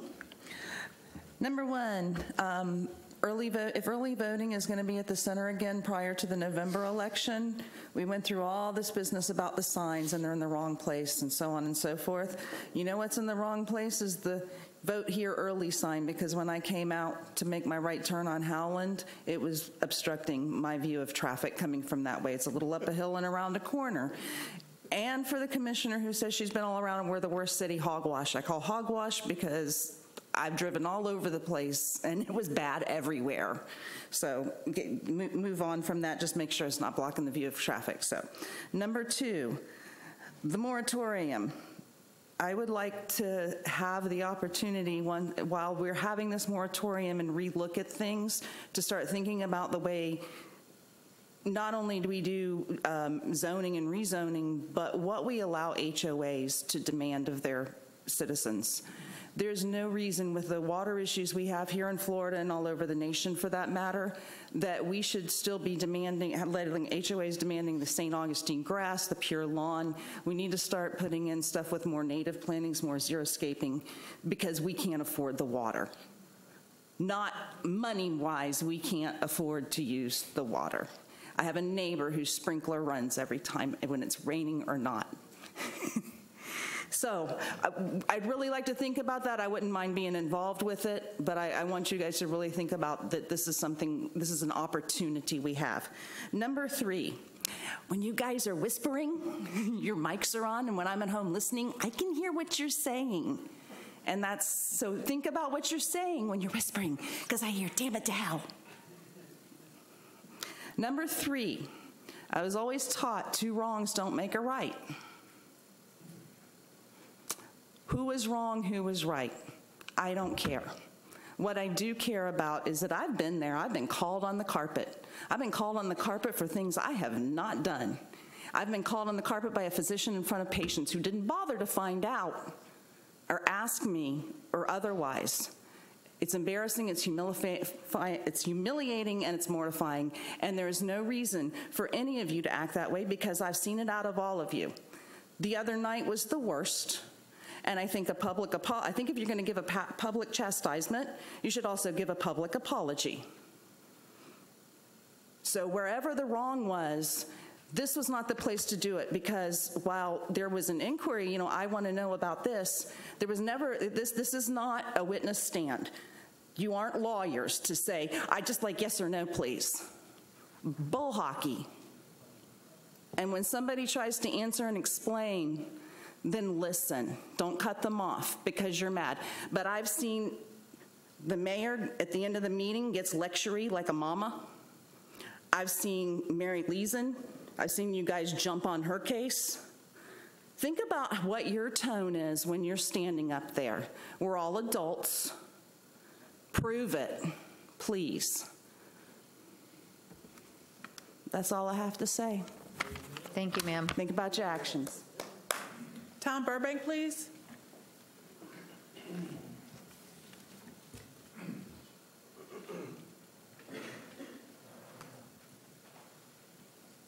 Good evening, Mayor, Commissioners. Tom Burbank, 2073 Brewster Drive, Deltona, Florida. Apologies for the disturbance earlier. It's Jody's fault. As you can tell, he's something of a firebrand. To the previous speaker regarding the HOAs and the water issues, prior to having to resign from the Volusia Solar Water Conservation District to run for District 1, we were working on making a presentation to all of the larger HOAs in Volusia County and encourage them to bring us in so we can bring our scientists in and our knowledge in and advise them into ways to save water and to preserve our resources. Now, some history. I came to work as a planning manager for the city of Deltona in 2007. Prior to that, I spent the previous almost 20 years working for a civil engineering firm that specialized in land development, and specialties were in landscape architecture, civil engineering, environmental permitting, and planning and zoning issues. So I know that developments can change lots between the time they're first incepted and the time they're finally finished. Then I did come to work for the city of Deltona as a planning manager. And at that time, I was actually bringing the applications were coming to me for the same things. So I'm familiar with both sides of that particular fence. And as a consequence of these years in and out, I spent more years on the Planning and Zoning Board than anybody in existence today, off and on, over 14 years, chairing that board 4 times, almost the 5th time when I resigned again to run for public office. The perception has been amongst the Planning and Zoning Board and amongst our general public that oftentimes the City Commission does not listen to the P&Z, that they just don't care. With that in mind, I want you to know that any time that a major development undergoes major changes and you do not include the P&Z in those decision-making processes, you're insulting them. Thank you. Thank you, sir. Albert Bryan, please.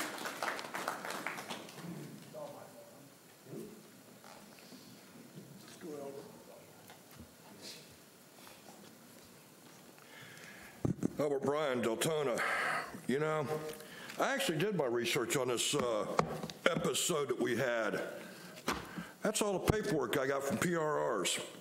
And this is what I think of the lawyer's opinion. Because, you know, the lawyer is paid by y'all to represent y'all. So the lawyer's going to cover your ass no matter what. So that's okay. That's what they're there for. But now let's think about this. Somebody said that the deputy mayor didn't answer her emails. But in the PRRs, it shows something completely different. It actually shows that the deputy mayor actually answered those emails. Every one of them. So let's think about this. Somebody said the deputy mayor owes her an apology. That's kind of funny, actually, because she's a staff member. When you demand something of a staff member, that's actually going against what our charter says. Now, I could stand 50 lawyers up against that wall, and I'll get 50 different answers about our charter. You know why? Because it's so vague. No matter how hard I've tried over the last 7 years to correct that, even on the charter committee, to try to correct that, nobody wants to actually take the time to hold anybody accountable. You know why? Oh, that's right, this is an election year. And who's gotten endorsements by the fire department, the sheriffs? It's amazing. And yet y'all vote on their budgets. I've heard of crookedness, but you know, that's a little crooked. But now let's see here. We have a vice mayor that wanted actual answers. But then when somebody actually tried to give her answers, no, just a yes or no answer, nothing else. And then she said, but I want an explanation. But no, just a yes or no. That's actually what we call telling somebody how to answer. When you tell a staff member how to answer you, that means you're manipulating the answers. At the end of the day, the emails here, black and white email, that's what got the mayor over in DeBerry fired, removed, because he was making a demand on a staff member. If that is not a violation of this charter, then each and every one of y'all need to go take the time and actually read what malfeasance is. Because at the end of the day, when you use your office as a tool, that's what it is. Now, at the end of the day, we also have to think about something else. What comes in November? Well, hopefully, the citizens see you for what you are, just a bully. Just stand up there the way you did and bully somebody the way you did. And then have the nerve to say that it was for a teacher's event. But what do we tell our teachers? That we want to stop bullying in our schools. And yet you stood there and bullied a staff member. Not a charter officer, but a staff member. And it doesn't matter whether she's male, female, or a 12-year-old child. When you actually take and bully somebody like that, that's just pitiful on your part. Thank you, sir. She also accused Ms. Tifolo of laughing. She wasn't laughing. Come on. How many times she didn't answer her emails? He's proven it to you. She doesn't even know what she's talking about. She answered 3 emails. She doesn't know it. How many times during the year did she vote and ask you later, what did I vote on? What did I vote on? You know I'm telling the truth. All right, maybe I was a little overboard when I told her she was acting like a streetwalker. I'm sorry for that. But how about the other things? How about when Mr. Peters told her you got the wrong person here, Vasquez? She still kept acting like a nut. Come on. You know it. Each and every one of you know it. She votes, and 2 minutes later, she don't even know what she voted on. Mr. Bellick. Now, that tirade was uncalled for, Heidi. Go call. Come on, don't start with Mr. Bellick. Everybody else got their say. I want to have mine. Stop. That was a tirade that was unwarranted, uncalled for, and the tirade was directed at the wrong person. Even Mr. Peters told her, it's not her.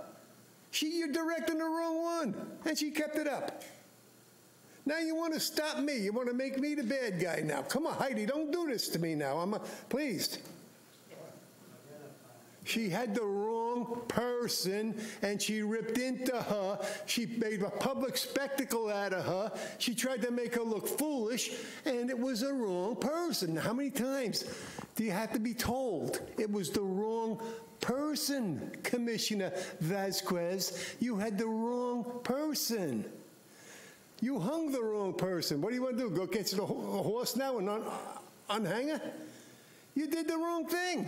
You owe her an apology. She don't know you no apology. You're the one that did it. You provoked it and you started it.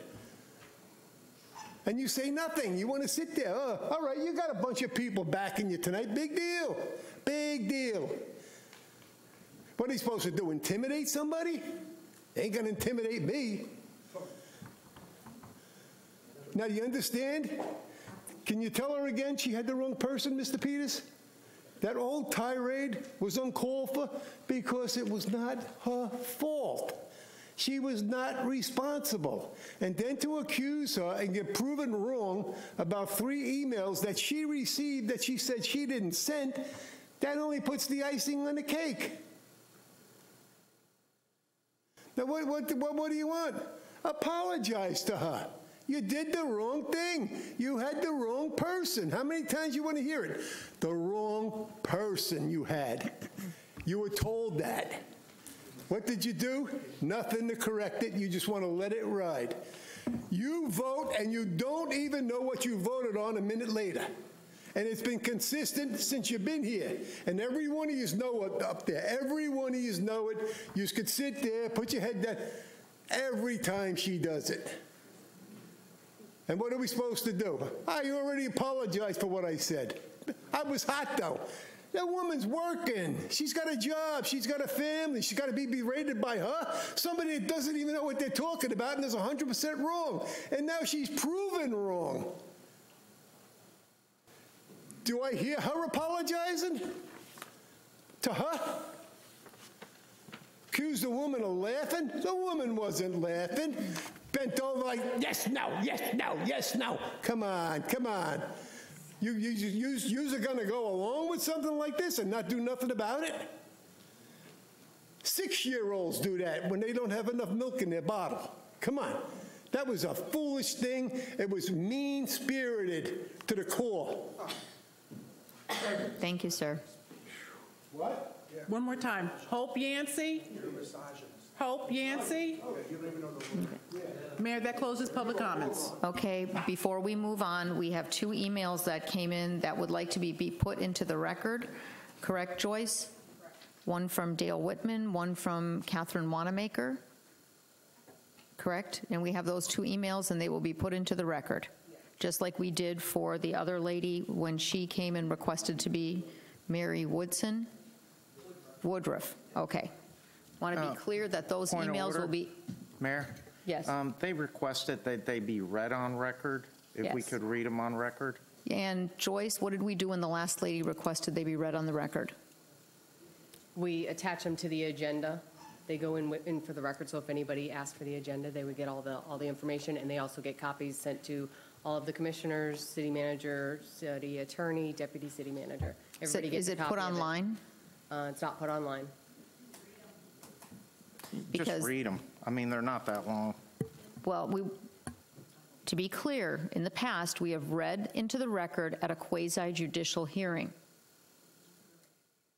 Other times, we have not read into the record. Is this correct? I want to follow consistency here. City managers, acting city manager, city attorney. What is our guidance here? I mean, the guidance is on a quasi-judicial hearing, we read them in the record because it's part of the record that could go up on appeal. As far as whether you read them in a regular commission meeting that is outside of that kind of hearing, I mean, it's the commissioner's call. We have only recent history where we have not been reading them and have been handling them, as you stated, Mayor.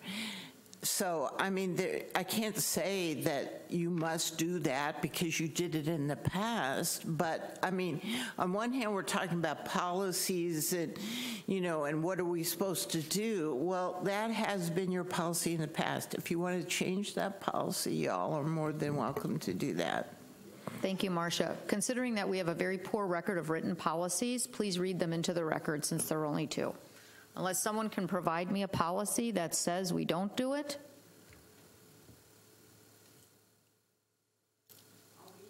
if we have no policy of how we read them into the record or not. We have I'm sorry, Mayor. We have one recent example where we did not read it into the record.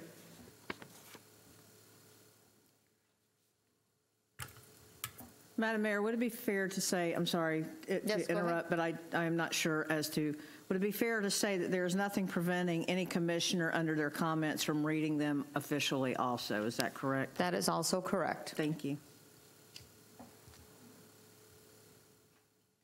We talk about transparency, but yet we try to hide public records as far as not reading on the dais. If there should be read, let the clerk Commissioner read. Sosa, I just requested they be read into the record. The ladies are pulling them up. Because we have no policy that I know of that states one way or the other the way to do this. So therefore, we will read them into the record until someone can produce a policy to the commission that states otherwise, or until the commission decides to produce a policy themselves for this protocol. There are 2. We have time. Please read them into the record. The first one is from Dale Whitman, dated August 18, 2022. I would like this to be read into the record for the next commission meeting, September 7, 2022. Good morning. While watching the meeting from Monday, August 15th, my first thought was nothing to see here, same old, same old. My second thought was, as the meeting progressed and came to the end where the commissioners had their say under special requests, on the video, it's at 1:21:19, I was dumbfounded. My question to you is this: where does it say in our charter that a commissioner, in this case Vice Mayor Maritza Avila Vasquez, has the authority to summon a non-charter employee, Deputy City Manager Stacy Kifalo, or any employee to the podium and give them a third-degree reprimand? I believe nowhere. I sat there listening to what Vice Mayor was saying and how you, Madam Mayor, tried to stop this barrage of questions and was ignored, so you said no more. You said no more and let the Vice Mayor continue. Acting City Manager Mr. Peters tried to intervene and was told to wait. 2 times the Acting City Manager tried to intervene and was dismissed. Again, nothing was said by you, Madam Mayor. Finally, Mr. Peters had the opportunity to explain to our Vice Mayor what the procedure was regarding sponsoring 501c. Shame on you, Madam Mayor, for letting this continue and not shutting down the line of questioning the Vice Mayor continued to pursue. Besides embarrassing an employee who was most likely following her boss's instruction, it was disrespectful for Commissioner Avila Vasquez to blindside her in public. Issues regarding a special request such as this should be handled between a commissioner and the city manager in private, not aired in a public forum. As far as I'm concerned, Vice Mayor Avila Vasquez owes Ms. Stacy Kifalo a huge apology, and I'm not sure that is even enough. Ms. Dale Whitman, District 6. The next email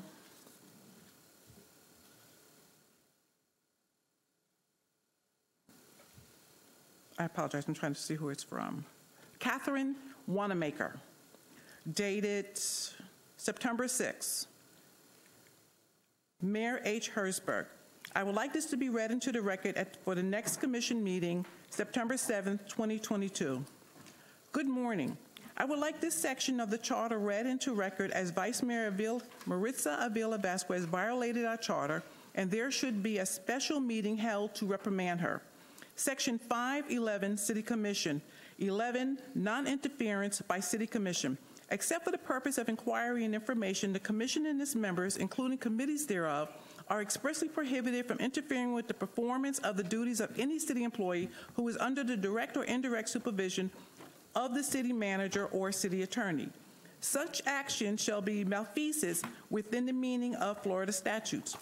While watching the meeting from Monday, August 15th, my first thought was there was nothing to see, same old, same old. My second thought was, as the meeting progressed and came to the end where the commissioners held their say under special request, on the video, it said 1/21/19, I was dumbfounded. My question to you is this: where does it say in our charter that a commissioner, in this case Vice Mayor Avila Vasquez, has the authority to summon a non-charter employee, Deputy City Manager Stacy Kipolo, or any employee to the podium and give him a third-degree reprimand? I believe nowhere. I sat there listening to what the Vice Mayor was saying and how you, Madam Mayor, tried to stop this barrage of questions and was ignored, so you said no more and let the Vice Mayor continue. Acting City Manager Mr. Peters tried to intervene and was told to wait. 2 times the Acting City Manager tried to intervene and was dismissed. Again, nothing was said by you, Madam Mayor. Finally, Mr. Peters had the opportunity to explain to our Vice Mayor that the procedure was regarding sponsoring 501c. Shame on you, Madam Mayor, for letting this continue and not shutting down the line of questioning the Vice Mayor continued to pursue. Besides embarrassing an employee who was most likely following her boss's instruction, it was disrespectful for Commissioner Avila Vasquez to blindside her in public. Issues regarding a special request such as this should be handled between the commissioner, the city manager in private, not aired in a public forum. As far as I'm concerned, Vice Mayor Avila Vasquez owes Ms. Stacy Kipolo a huge public apology and a written reprimand, although I am not sure that is even enough. Ms. Catherine Wanamaker, District 6. That concludes, Thank you. So that closes all the public comment. Now I would like to read something.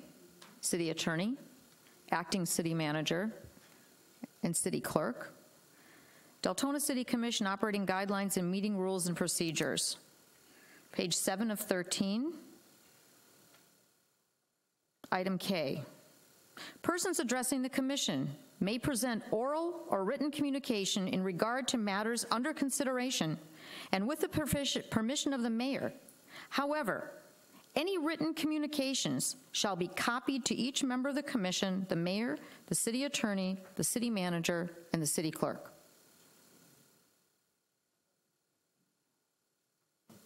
So if we need any more clarification on that, doesn't say anything about reading it into the record. The process has been that we provide a copy to everyone in the commission, the mayor, the city attorney, the city manager, and the city clerk. I would like to request that as part of an agenda packet, there's consensus from the commission, when you do the agenda, the minutes the next time, and there's an after-action agenda, can there be some way that these can be included online? I don't know if they can or not, something for consideration, to look into it if the commission agrees to that these public comments, because they're on video, they're on audio, if these public comments are listed and someone writes something in, is there a way to attach it to an after-action agenda? I don't know the answer to that. Maybe at a next commission meeting we can update it. Closes all the public comment. Item number 10, comments on consent agenda, irrelevant, we have nothing on consent. 11 is consent agenda, nothing on it. City Commission special reports and requests. Anybody have a comment? Let's see. Commissioner Ramos, Commissioner McCool, and Vice Mayor. Thank you, Madam Mayor. Just want to bring an update in reference to the Transportation Planning Organization. It's been brought up to the board, and it's going to come up for discussion on our next board meeting for the TPO of the possibility of an increase from 10 cents to 15 cents in reference to the fee that's charged to every city depending on the population rate. And also, we just had an executive board meeting today, and we're in the process of having an evaluation with our intern executive director to make her the permanent executive director for the TPO. Thank you. Commissioner McCool. Thank you, Madam Mayor. In having regular meetings during the course of regular meetings with the city manager, I brought up that I'm making a request for us to have another meeting in the shade, okay, regarding some litigation going on. There is one more pressing than the other. We have a couple of things going on, but I am requesting that we do that. It directly affects our budget. So I'm asking for a meeting on that litigation, please. Commissioner McCool, will address the commission first. Well, actually, it's the city attorney and the acting city manager. Is it possible to have a shade meeting on litigation that's undergoing, right, that we're undergoing now, number one? And number two, what kind of a time frame to request that all entities involved in this be present?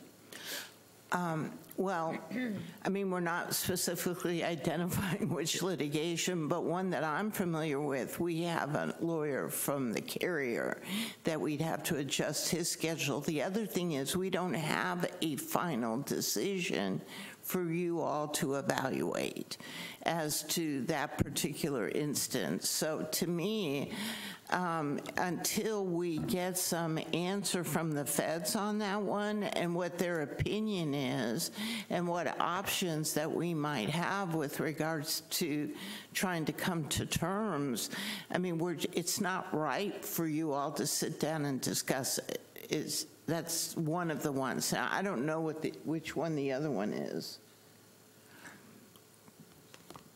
We have the item that I was talking to Commissioner McCool about involves a federal agency, and we have received some communication as to a possible settlement demand from the other party, and that was part of the reason that there is something on the table, and just to have some clarity from the commission may not be a bad idea, but ultimately, I believe this is a case where the commission needs to decide if they want to have such a meeting.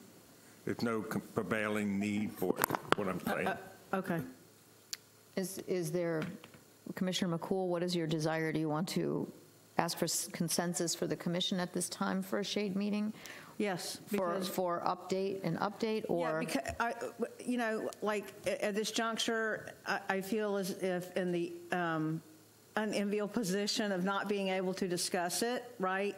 Can't talk about it because of what we're bound to as far as that particular litigation. We can't talk, you know what I mean? There's no way to, other than to ask for the shade meeting, because you can't talk about what I actually want to talk about. We're bound by that. So the only way that I know to actually talk about it is going through the process that we're talking about. So I'm just trying to get consensus so we can talk about it, and perhaps at that meeting also discuss proper procedure going forward on this, if it's going to be scheduled or if there is going to be a prompt event, right, something that will prompt that meeting.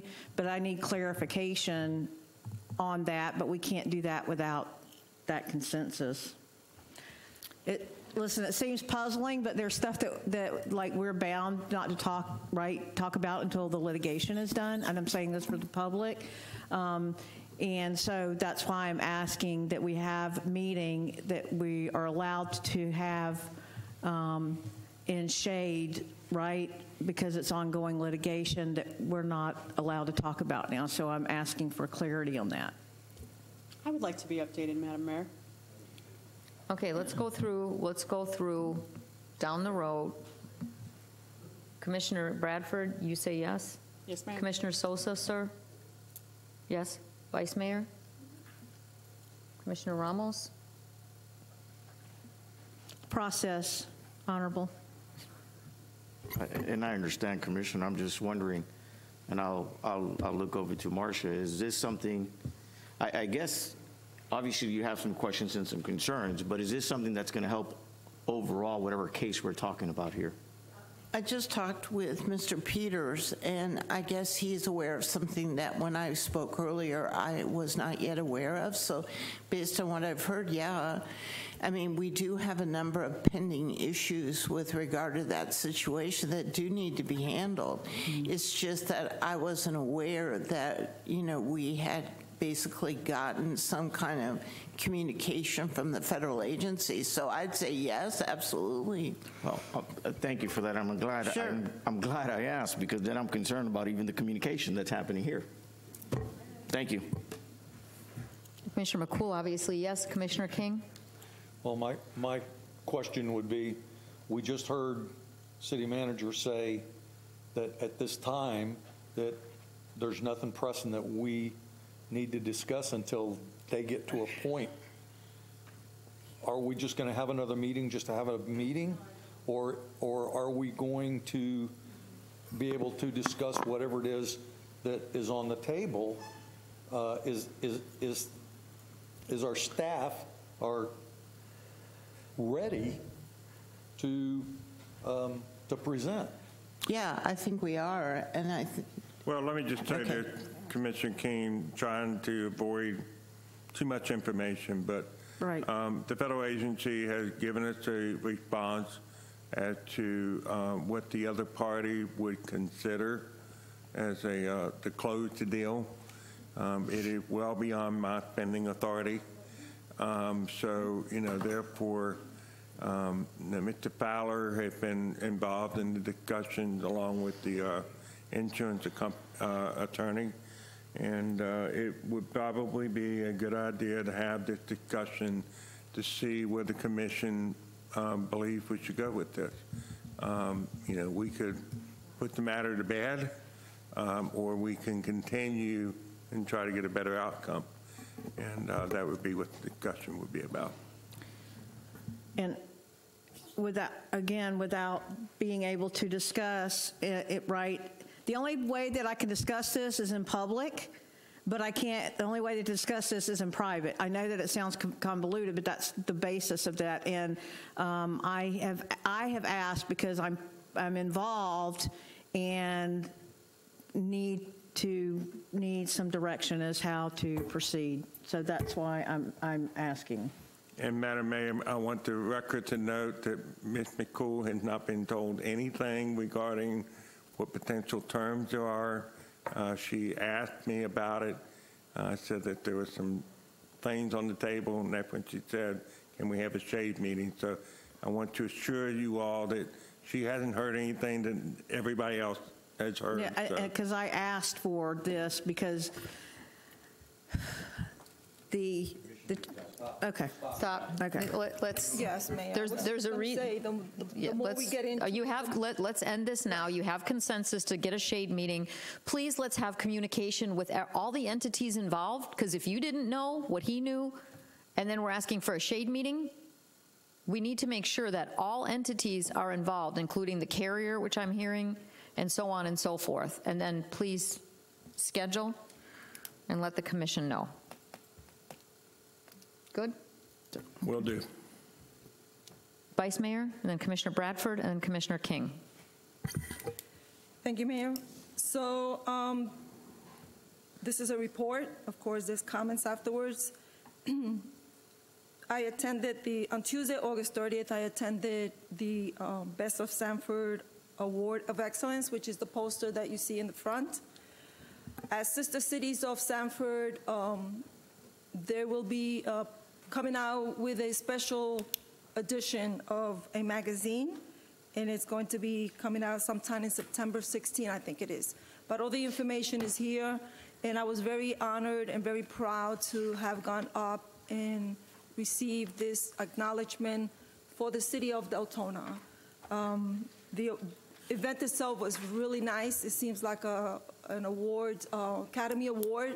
That's how they present it. A lot of people receive awards for what they did in the city, awards for the businesses, broken down in categories. And I just wanted to bring this and show it to the city of Deltona. This is what we got from our sister city, Sanford. So, I'll have comments during comments. Thank you. Thank you, ma'am. They have cigars. Commissioner Bradford. Well, I guess since we're asking for shade meetings, I want to know what the heck's going on with the union negotiations, and if that means we need a shade meeting, then I guess we need to have a shade meeting.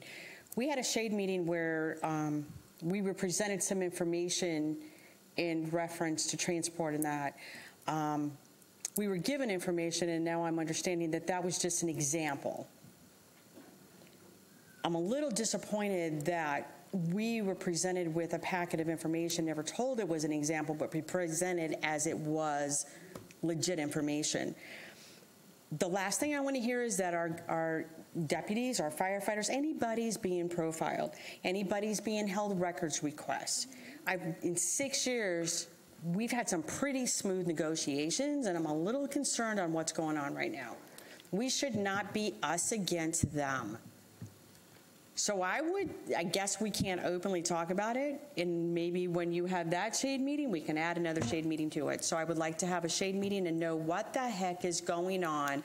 We just doubled the budget. So I think up here, we kind of need to have a cue in on what exactly is happening and why numbers we were given were numbers that were not actual numbers. And this time I would like to be presented with actual numbers. Can I get a consensus for this, please? Mr. Bradford, if I may respond, Ms. Kipolo and I had conversations earlier today about having a shade meeting. We are going to confer with the attorney and see if it's an appropriate time. I will also tell you and the public that these negotiation sessions are open meetings. Anyone can attend. Anyone can make a records request for the documents from those meetings. And, you know, there are certain statements that are being made that I take offense to. We have asked during negotiation for certain numbers, and we have yet to get them.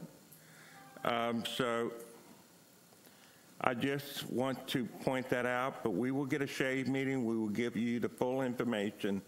But, you know, you certainly are welcome to attend the meetings and hear for yourself, or the public in general.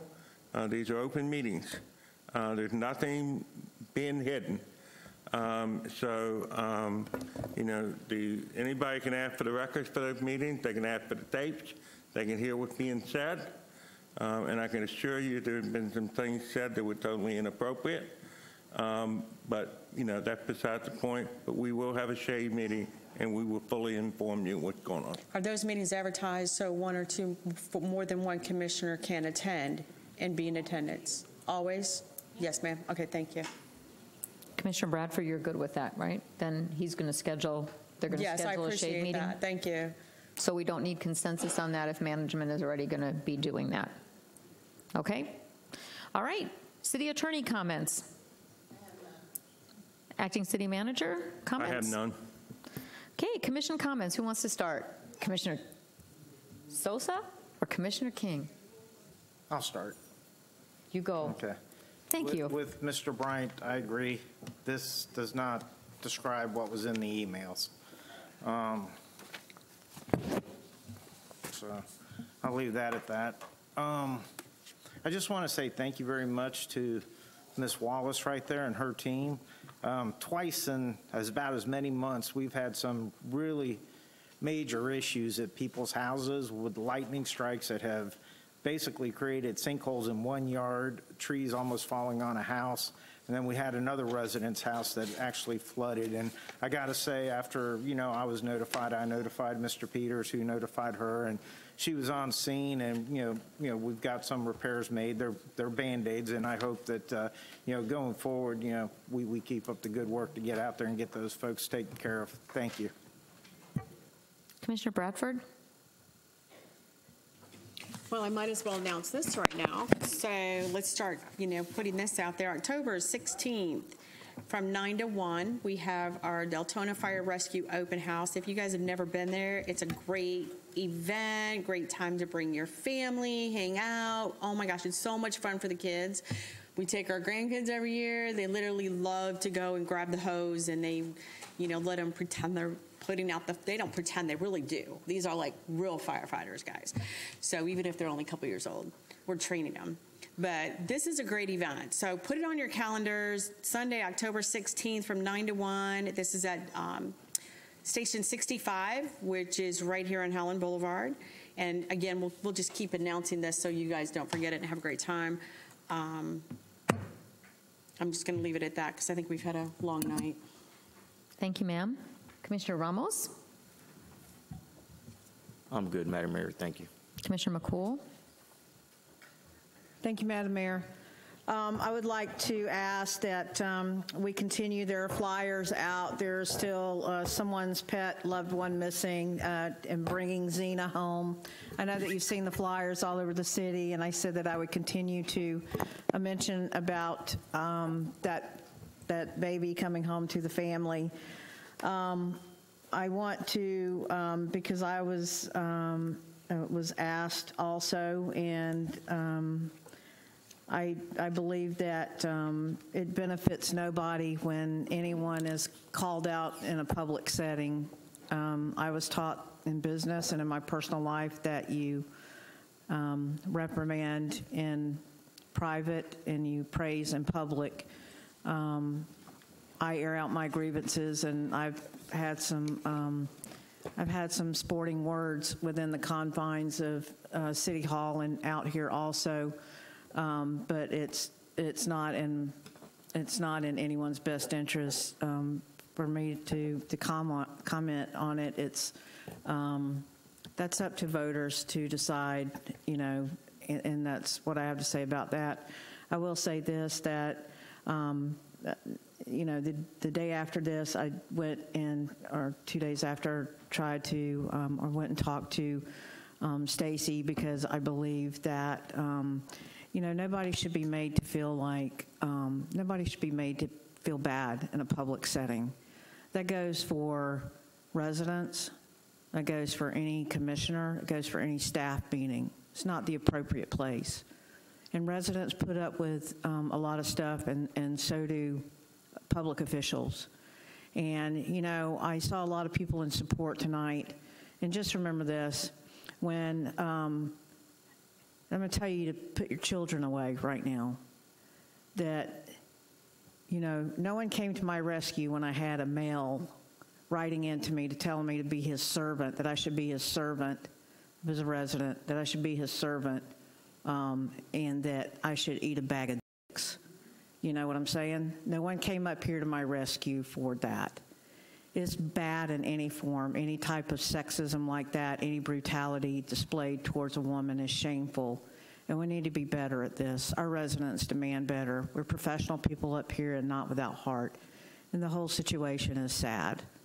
You know, second thing I'd like to speak to is firefighter negotiations, and we can't talk about that in the public. I mean, only within the correct public arena. And this has caused me, personally and professionally, talking about the firefighter pension, talking about treatment of the firefighters, talking about negotiations and who says what to whom. And it's been a sporting manner that has mattered, that has taken toll on a lot of people, our commission and those that are negotiating, and our firefighters. And our firefighters should always be our heroes. And so should the people, however, that are dealing with those negotiations, and they should be respected as well, because the people on this side are trying to protect the interest of our residents when it comes down to making pensions solvent, making sure we have proper staffing, making sure that everyone is taken care of in a fiscally responsible manner. Firefighters shouldn't have to, they shouldn't have to be, there should not be sides. There's no bad guys here. And I wish that was understood. And some of the public and private stuff that I've heard is really concerning for me, because I admire people that are doing the work on both sides. It's unenviable, because everyone is fighting for a dollar to make sure that their people are covered. And there are no two sides here. You know,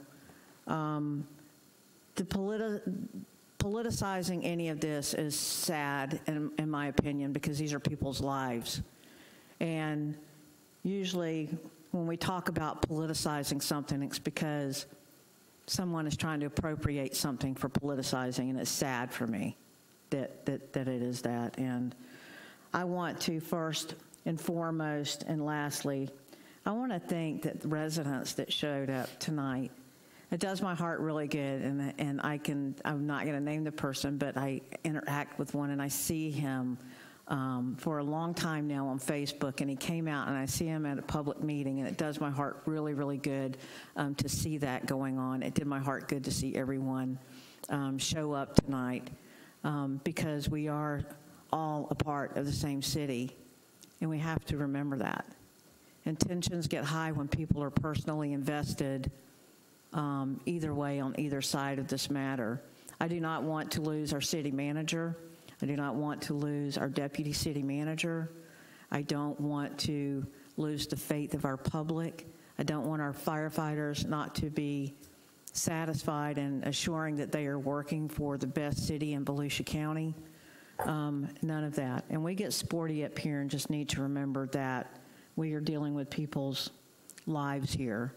So I ask that when we move forward, that remember that two wrongs do not make a right, that we're all working for the same people, and that calm and cooler heads will prevail. Because there's been a lot of temper flaring, and we need to rise above that to do what is best for our city.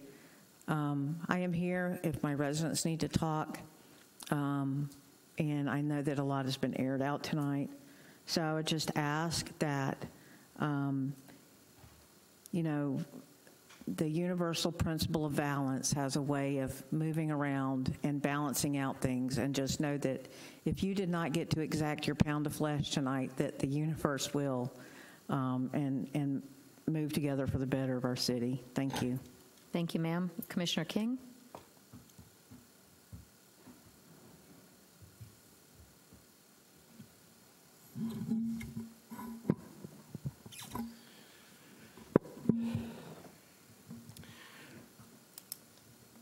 I want to first say tonight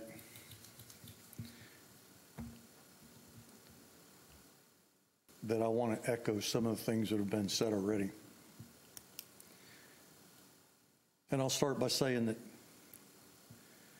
I've been a leader in some form or another for most of my life. And at no time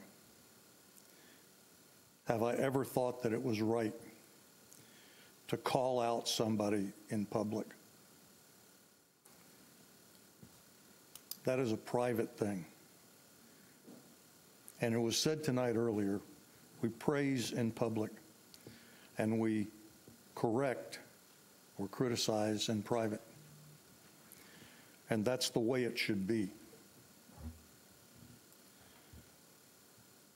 Right is right, and wrong is wrong.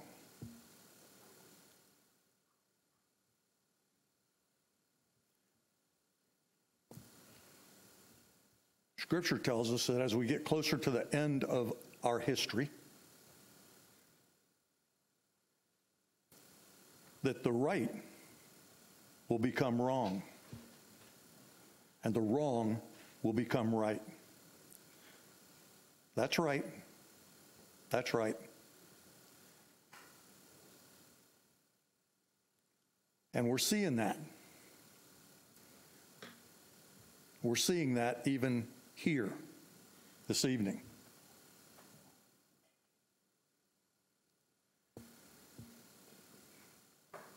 We had a gentleman stand up here earlier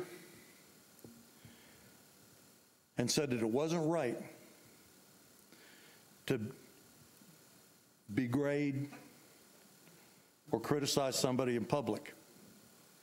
Yet just a few months ago, that same individual came in here with all of his friends and did exactly that to another commissioner.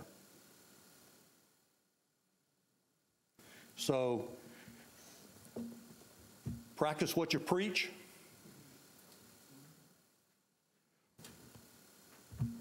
Or don't preach at all.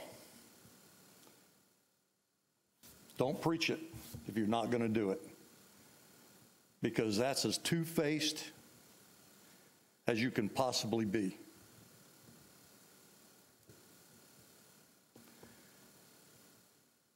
I think this commission has done some great things in the past 4 years that I've been here. I think we've moved the city in the right direction. But what happened here at the last meeting, in fact, not only drags down this commission and brings dishonor to the commission, but it brings dishonor to the city, and it brings dishonor to the citizens of this city. And we can do better, and we need to do better. So I'm hoping that we can put this thing away. Let's focus on the things that we can agree on and get things done and move the city forward. But in all of it, let's figure out what's right and what's wrong, and then let's do what's right. Okay? Because that's what's important. We're going to stumble over ourselves over and over and over again if we don't do what's right. Now, having said all that, I want everybody to be aware of the fact that the American Legion is starting their Wreaths Across America drive, and they will be at Fresco on Providence Boulevard on the 23rd and 24th of September. They're going to start their fundraising there. And in addition to that, just want to remind, I didn't see it in the budget, but I think there should have been a line item there for $1,000 in the budget. So come out, support. You're not really supporting the American Legion for that. You're supporting Wreaths Across America. So please come out and support Wreaths Across America. It'll be, again, the second Saturday of December over at Deltona Memorial Gardens, and we would invite everyone to come out for the ceremony and the laying of wreaths on our veterans' graves on that Saturday. That's all I have to say. Thank you. Thank you, and sir. I hope you all have a good night. Thank you, sir. Vice Mayor? Thank you, Mayor. First, I want to let everybody who has no idea what all this was about today to go back to the August 15 meeting video and watch what these comments were all about. So I had a right to make sure that I cover everything. So just like everybody had the opportunity to speak on what happened the August 15, I want to give an explanation. The city received emails commenting on the last commissioners meeting, August 15, when I addressed my questions to Deputy City Manager Ms. Stacy Kifalo. First and foremost, I want our residents to know that it was not my intention to come across as being disrespectful to anyone. I questioned the city manager just like we would call any other department director to the podium, like we call Ron Paradise and ask him questions about developments, just like we call Mary to ask her questions about our city budget and finance, or as we call Mark to ask him questions about parks and recs. Ms. Kifalo is not only the assistant to the acting city manager, but she is also directly over the Communications and Public Information Department, which is the department who does all the media communications for the city. I question Ms. Kifalo because the response to my email came from her, as she was instructed to respond to me by Mr. Peters. I stated in my opening comments that day that I wanted to understand the policy followed by Deputy City Manager when deciding which non-city sponsored events are shared with our residents and which are not.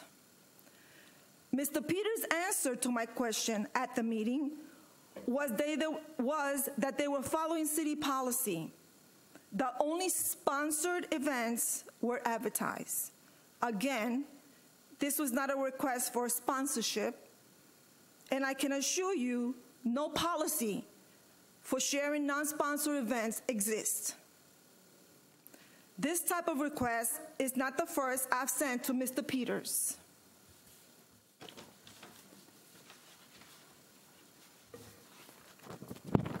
One was sent out February 14 of 2021, which he advertised. He approved to advertise. This event was not sponsored by the city.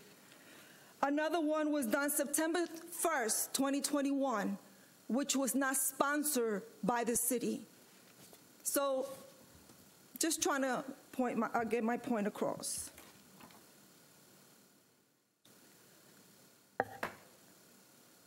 Again, this was not a request for sponsorship, and I can assure you no policy for sharing non-sponsored exists. This type of request is not the first I've sent to Mr. Peters. Requests like these have been approved many times before. Why this request was denied is what I was trying to find out at this meeting. If you follow our city media, I assure you that not all events advertised are sponsored by the city. They're advertised to share information with our residents, which is what I was requesting. Request for sharing an event on city Facebook is never brought to commissioners for approval, nor am I aware of it being added to the existing sponsorship policy. I understand the importance of transparency, but a simple request like approving to share a Teachers Appreciation Day event with our residents at city manager's level should not have been a hard decision to make. It did not involve money or use of city property. For those not aware of how this came about, I was asked by a taxpayer, city resident in my district, if the city would promote their organization's Teachers Appreciation Day event. And I'll keep repeating it. Teachers Appreciation Day event. It was not just any event. Yes. It was a Teachers Appreciation Day event. The event was taking place August 13. I forwarded this request to Mr. Peters July 27th, copying Ms. Kifalo since she is his assistant. No response received from anyone, and I waited. I sent a second email, morning of August 8, still no response. I sent a third email on August 8, still no response. I'm just trying to answer your question, sir, as you plainly mentioned that there were answers to my email. No, sir, there were not. There was one answer to my email. Early morning, I sent an email. Early morning on the 9th, I sent an email requesting, can somebody please acknowledge my email? I received an answer from Ms. Kifalo, not Mr. Peters, who should have been the one to respond to me, letting me know this was not a city-sponsored event and it would not be advertised. I again, sort of like a plea to both, responded, I was invited to represent the city and it's a recognition for our teachers. Can you please promote it? I didn't even get a response to that one. 13 days I waited. 13 days I waited for a response. I can't speak for others, but ignoring an email from upper management for 13 days definitely falls under the definition of disrespect. I questioned Ms. Kifalo at the meeting on what procedure she followed to deny the request, and she laughed. You didn't see it. Her back was towards you. Mr. Peters could not answer my emails, but felt it proper to jump in during the meeting and explain a non-existing policy. He instructed his assistant to respond to my email, then I should be able to question her. Mr. Peters' explanation of an existing policy was for sponsorship requests, which involves donations of funds. This was not a sponsorship request. The organization submitted a flyer designed by them and requested if the city could share it with our residents. If an apology is owed, it is to my constituent, because as the commissioner they voted for to represent them, I could not accommodate their request. But most importantly, to our teachers who were honored that day, also constituents who voted for every single commissioner sitting up at this dais. It's very easy for some to judge those of us who sit up here and fault us when we request explanations and accountability from our city managers. And I emphasize the word city managers, not staff. I have the utmost respect for every employee by the city of Deltona, but that does not mean that I will cover their mistakes by brushing them under the rug. Almost 4 years ago, I took an oath to respect and stand up for my city and my constituents, and I will continue keeping and respecting that oath. Mayor, I would like to direct my question to the city attorney. She is not in the room right now. Okay. Now, I also want to address a comment made to the revised second revision sent to us by the city attorney. It says, Mr. Peters has told me that he also discussed these questions asked by the vice mayor at the Edgewater Condominium Association meeting with her. Sir, I don't remember that conversation with us. Why would I even bring this up at an Edgewater condominium meeting? So, no, sir, you're wrong. I'm sorry, I do not remember that. And if you did, then why didn't you respond to my email making that comment? 13 days later. Vice Mayor. Okay. We're not going to go back and forth.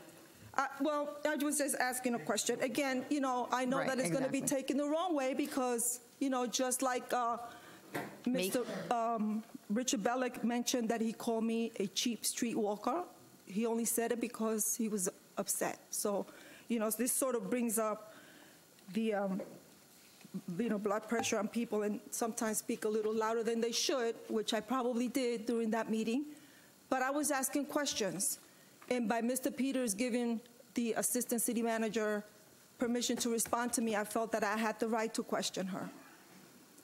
So, and also question to the Neighbors Helping Neighbor. Ma'am, I never make comments against your organization. I will never say anything bad against an organization that's helping city of Deltona residents. I would never do that. That's what I've done for all the years that I have lived in Deltona. So I don't know where it came from, but it didn't come from me. The comment from Ms. Jorelli's, my event was my campaign event. So I could speak on all the projects that I worked on and that were fulfilled during my commission seat here in the city.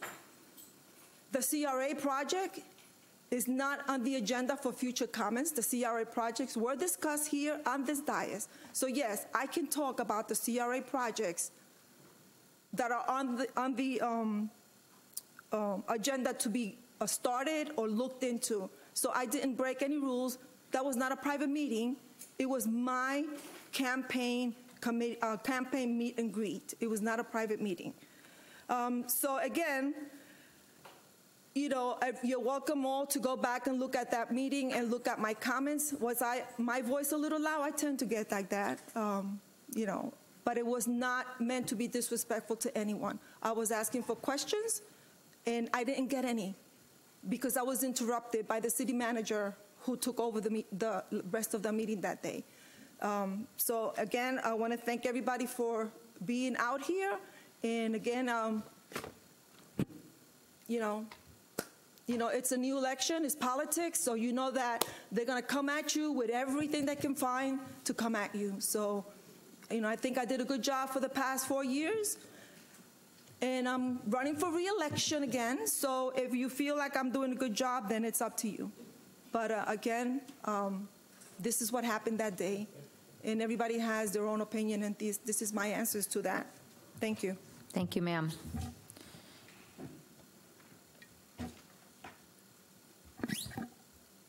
I just have a couple of comments. First comment, Mr. Peters, we had multiple people from the Twin Lakes HOA here today asking questions or making comments during our millage rate hearing regarding their stormwater situation.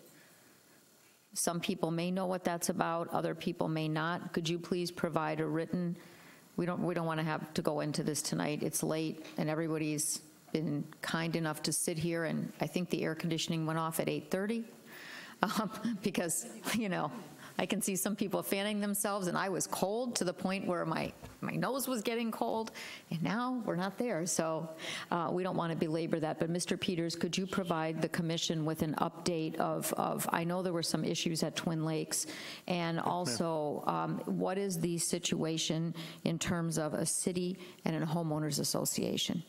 And this is the only private community we have in our city. I know that Saxon Ridge in the past, when I first got elected back then, they had issues with their streets and dedication and so forth. I mean, maybe before our next commission meeting, if we could have some sort of an update for an answer for these people and to clarify these things to the commission. Okay, so for clarification, you want to report to the commission? Yes, and I would just like, because I'd like to have them have a report as well, because I understand there are issues out there to a degree. There's just been an overview of a discussion because I live in that district as well. But I think that for the majority of the commission that doesn't know what's going on, and the bigger question is, I just wrote down a lot of notes in terms of what does an HOA require of its residents, and how does that meld with the city? And for this specific subdivision, what are our obligations and what are not our obligations? Just a clarification for all of us. I think written would be a written report. And I'd be happy to help. Yes, please, because the legal aspect of that, which leads to the second question I have, talking about, I believe it was Ms. Bryant that asked the question about, or made the comment about the HOAs being part of our moratorium discussion, and whether or not that's even a legal possibility, because HOAs have their own governing board, their own governing situations. They're a separate entity within the state of Florida and addressed separately. So also a clarification at some point on whether or not, you know, we even have any power to put anything in a moratorium. I think not. However, we need that clarification to address anything. I don't think we can govern anything on an HOA, like a condo board. I don't think we can. But please, clarification. They're governed by Florida statute. Yes, and and just even if we just have a quick comment on that. Two more comments, short and sweet. Our Commissioner Bradford, you advertised the firefighter event in October. So traditionally October is Breast Cancer Awareness Month, correct? And traditionally in the past, the firefighters have had pink shirts. And I remember the pink shirts and the different designs and all that. And I would just like to ask, I don't want a response because we don't go back and forth on this, but I would like to have this, are we now, Mr. Acting Manager, are they going to be doing the pink shirts? Is this going to be part of this? Because I noticed, you know, that they normally wear those pink shirts during the month of October. Am I right? That they normally do that. And I don't know if if it's a dress code or if they need to come for clarification, if that's already taken care of. But for Breast Cancer Awareness Month, and because of this event, you know, that's generally what's done. And if I'm wrong, just send me an email and correct me. I see someone with a pink logo on his shirt right back there. I just want to take that because I just strongly feel things like that. We had a request for other things for the city to participate in, whether it's autism awareness, whether it's other things like that, that I think these are good community outreach things, and the fire department is always good with the pink shirts and the pink fire truck, which I did see the other day riding by. So I'd like to know if we're still good with that. And the last thing, I want to apologize in advance that I don't have this information. I tried to dig for it. I didn't want to ask the clerk because the city clerk has a lot on her plate. And I didn't want to go through Mr. Peters and ask him either this time because I know this was going to be a long meeting with budget and millage and so forth.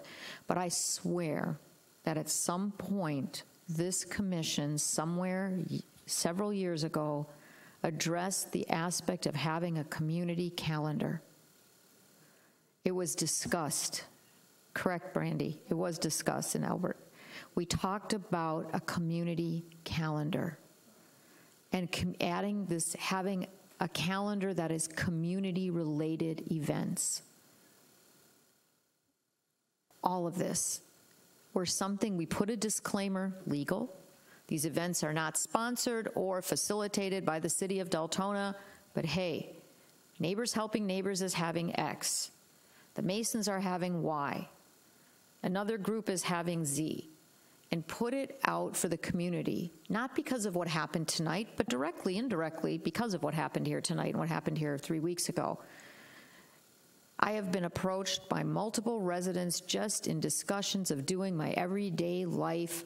How do we know what's going on in the city? We send out emails regarding an event that goes on at the center.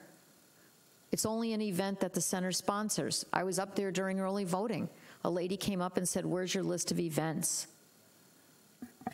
And the answer was, we do Bonkers once a month. But there are other events that are open to the community that the city doesn't sponsor, that may be held at the center. They may be held at West Cryle. They may be held at Harris-Saxon. If I'm wrong, I'll eat it, but I swear we had that discussion. And I don't know how it ever landed.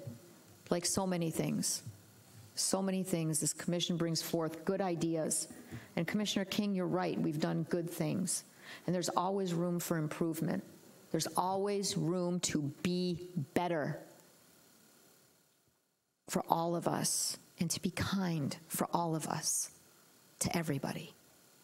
So please, can we at some point maybe see if we did anything with direction for a community calendar and bring something like that forth, not for us, but for you, for the residents that need that look to see what we are doing in the city of Deltona, because we're doing a lot of great stuff.